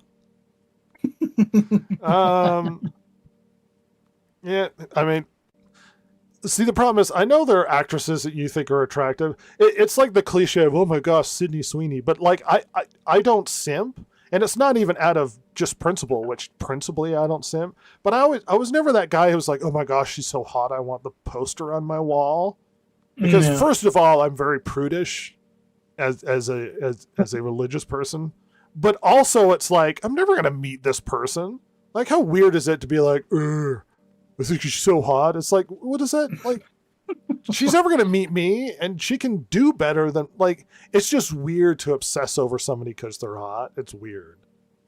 Even Like, if you did meet her, it's it's not like she's gonna go, let's go out on a date. That's never gonna happen. It's like Sydney Sweeney's an attractive lady. I'm never gonna meet her. Like, why would I spend time, mental effort, to just like fantasize about her? It's like, so when I fantasize about being a Ninja Turtle and fighting crime. I have superpowers. Often, sometimes I'm Spider-Man. Oderman. That's what I think about. Sydney That's Sweeney what can Red- get a backseat to me having cool ninja powers. Have you ever heard the story of when Montgomery met his like future wife? Yes, I have. Go ahead. Well, and he was like quite a bit older than her, but like when he met her, Much older than her. yeah, like he basically spent the whole time like talking about like battle plans and tactics and strategy, like And with drawing them like, in the sand. yeah, drawing him in the sand and like just spurging out with this woman. Like, And how we planned on like organizing his tank battalions and stuff. yeah, and like glory and stuff. It's like, my God, what a fucking dork! That's hilarious. Jesus. Yeah, he love wasn't it. as good as Patton, so what can you say?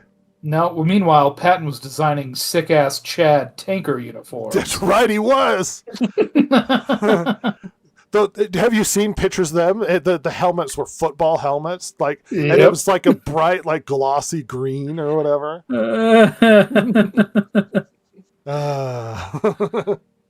He pretty did. great. No, it was it a gold helmet? It was a gold helmet. I think it was gold, yes. Yeah.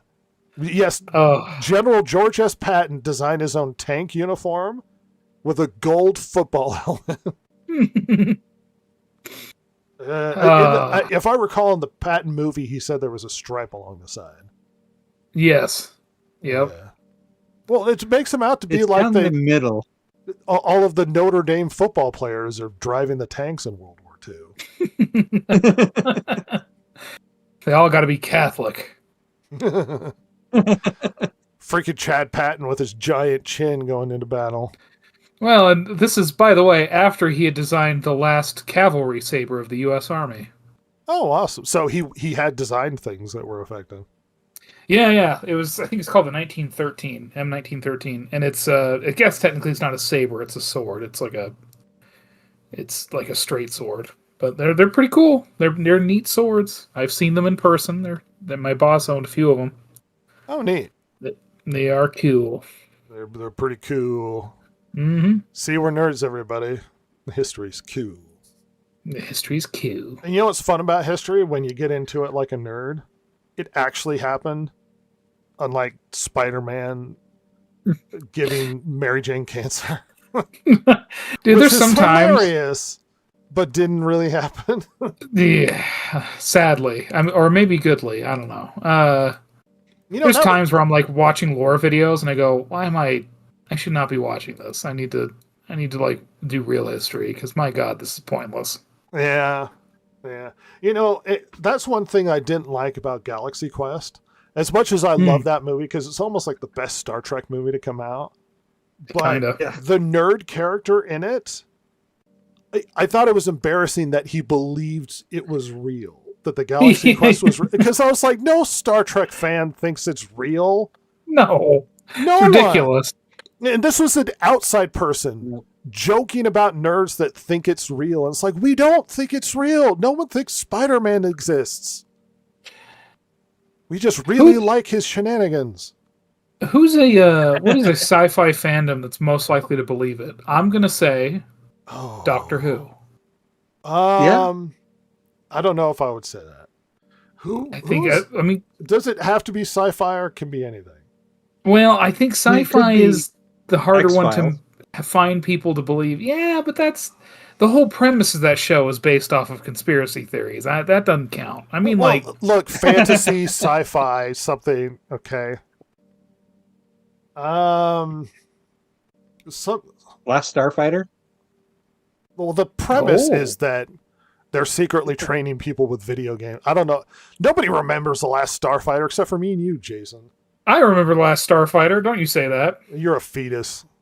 I have. Listen, when that movie came out, I wasn't even that.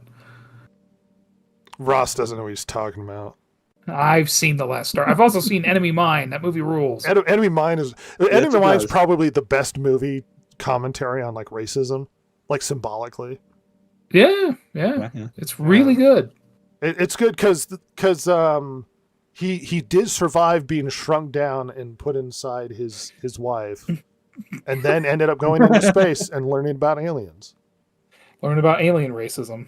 learning about alien racism, and eventually became Ronald Reagan. Well, Nancy and I. Well, it's funny. He was married to You've Got Mail girl, Meg Ryan. Meg Ryan.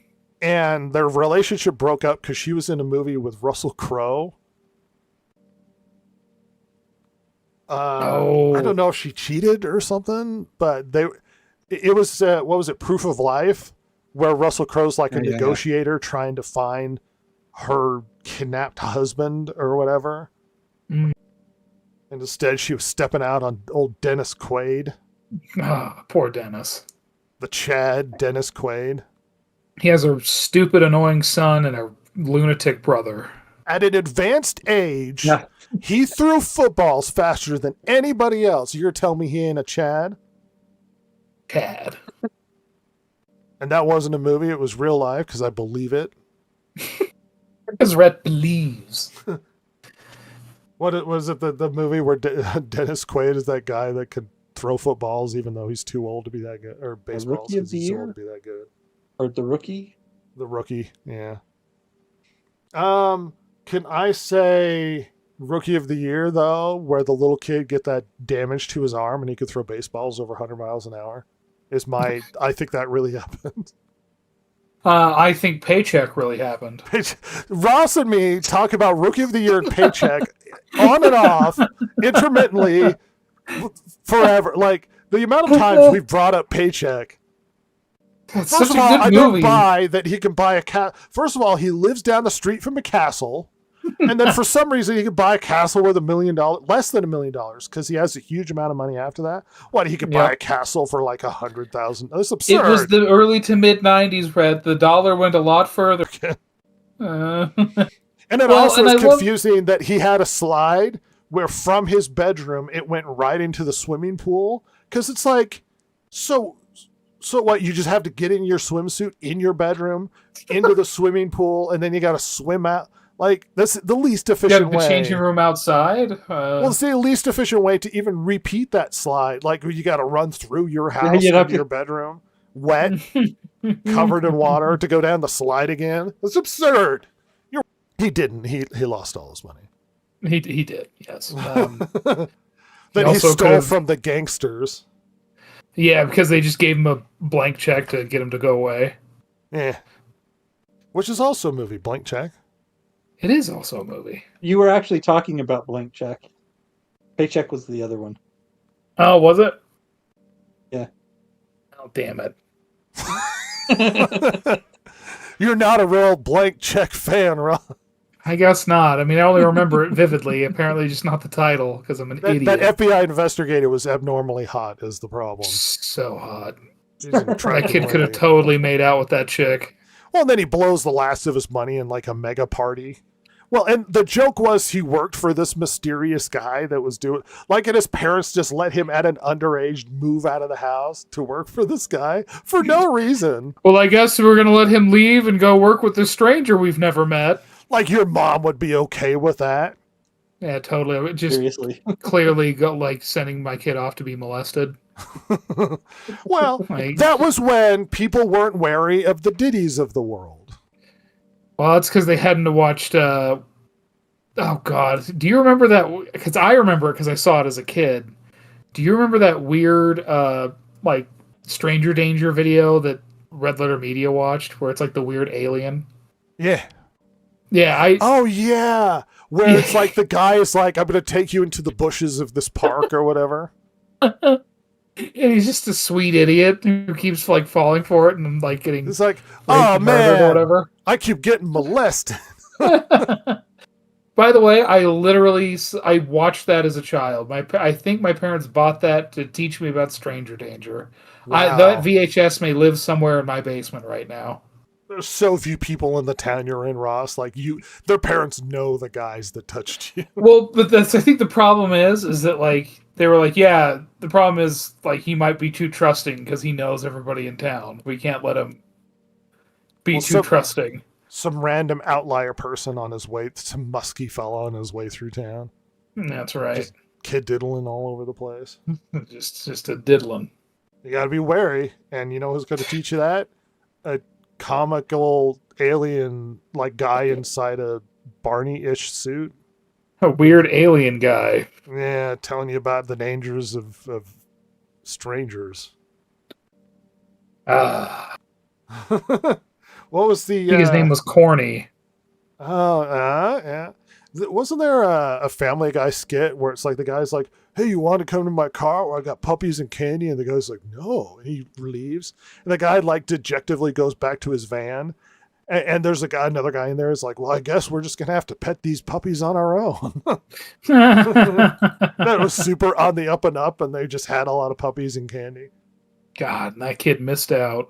I know. You don't know what you're missing out until, like, take advantage of those. Don't take advantage of those. No kids watching.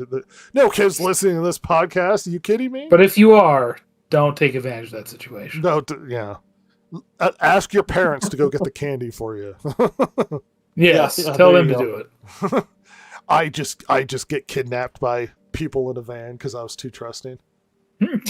My giant self just trusts the candy and puppy. They said they had candy. That I end up like 3 states away in a parking lot at a gas station.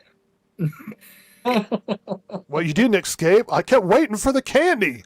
I wanted the candy. All right, Jesus, what What's are you not wrong with you, understanding Red? about this? It's been a swell, just a swell podcast. Wonderful a lot time of we've PSA had. messaging. Don't listen Very to important. alien strangers. Mhm, Except ET, mhm. he's trustworthy and likable. No, he's not. Clearly molesting those kids with his legless freak. What was that joke on Robot Chicken that he was actually the dumbest of the aliens? Like he's a massive Oh, yeah. idiot, and they sent him. Oh my to, god, I forgot about that. He makes it back, or like, oh, there's that idiot ET or whatever. Yeah. Moron. Holy shit, I forgot about that. Yeah, we got a lot of memories. Some of us. ET's Not me. likable, much like your neighborhood special needs individual. They're good people. They don't mean no harm. Well, Reese's Pieces are delicious. And the other They two people can on be. this podcast have no taste. incorrect. These are the lessons you should take away from it. Just remember, everybody, Aliens Ross are is always constantly... right. Ross has never been right. Aliens are constantly inappropriately touched by strangers in parks. That's why E.T. died. Ouch. Ouch. His finger glows and he starts pointing at his genitalia. Oh my god, ouch. Ouch. Oh Poor my gosh, E.T.. what's he saying? There's some FBI guy in the corner glancing back and forth suspiciously. It's like that one lady in Next Generation when Riker was on the planet and they found out he was an alien, and she's like, I always wanted to sleep with an alien. Oh my god, yeah. And she was going to like help him escape if he hooked up And she with just- her. She just wanted to bang him. Yeah. She was just a massive pervert. Like when aliens come to Earth, they usually get away with it because of perverts. Yeah, just giant weirdos. Or when Picard ruined that planet when they had the secret observation thing where they were watching him, and then like the thing went down and everybody could see the aliens in their observation thing. Yeah, was it the Proto-Romulans? Yeah, the Proto-Romulans. They just ruined it. Remember that the time in Deep Space Nine when the Ferengi went to Earth in the 1950s? Yeah. And they tricked Yeah, that lady to I remember that rub one. their ears, give them umox. Which is actually a weird sexual thing for them. Ah, Remember that time when Picard exposed themselves to an alien race and they started worshiping the Picard because like they rescued this person and healed them? And then he's like, God, oh no, yeah. I've created a religion on this planet. I fucked up. He's like, oh no, we ruined it. They actually did something similar to that on one of the J.J. Abrams movies where they Oh. saved a civilization from being destroyed.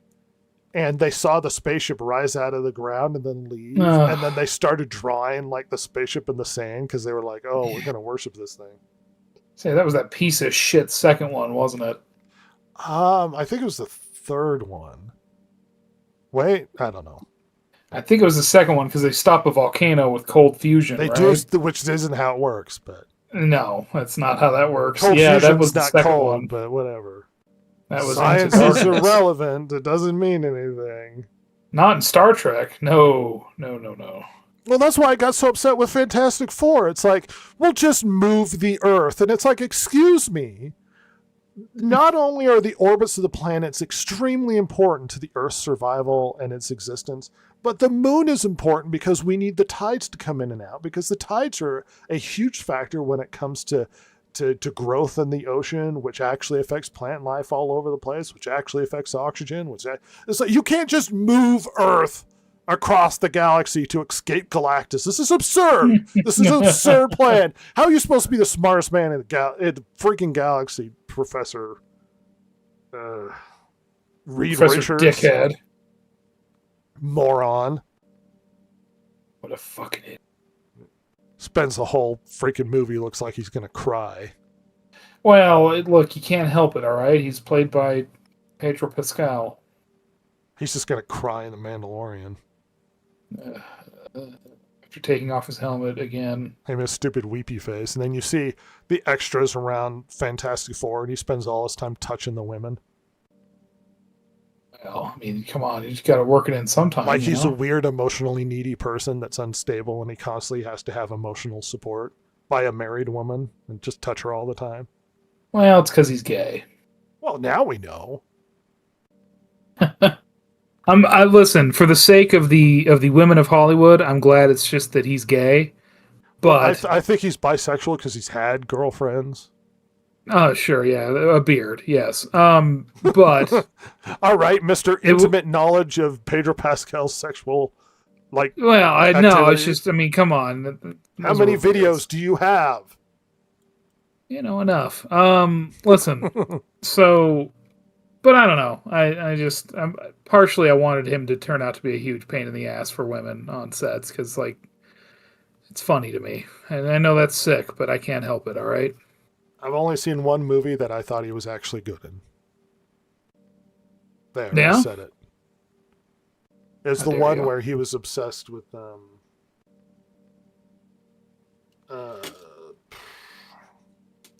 anyway, actor man, who's terrible.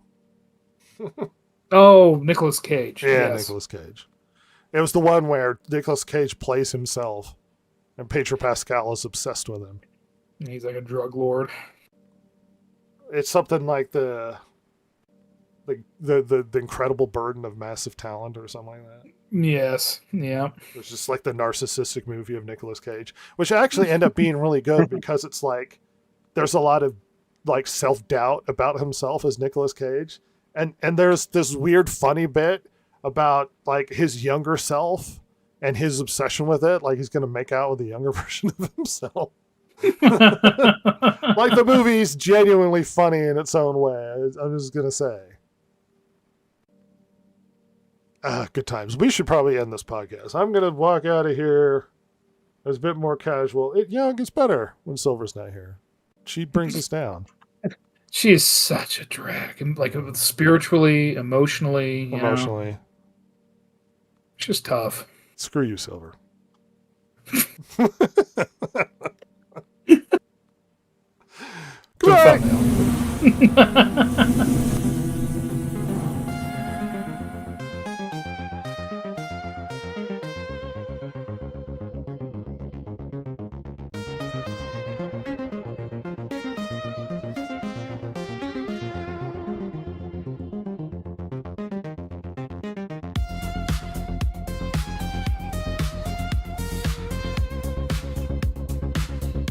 If you like the show, follow Rhett, Jason, Ross, and Silver, the world's most lethally stupid internet personalities, on Twitter at DG Podcast or on Instagram at Distracted Gamers. If you liked or hated what you heard here today, you can email them at thedistractedgamers@gmail.com and share your feelings. Not that Jason would care, since he hasn't any, of course.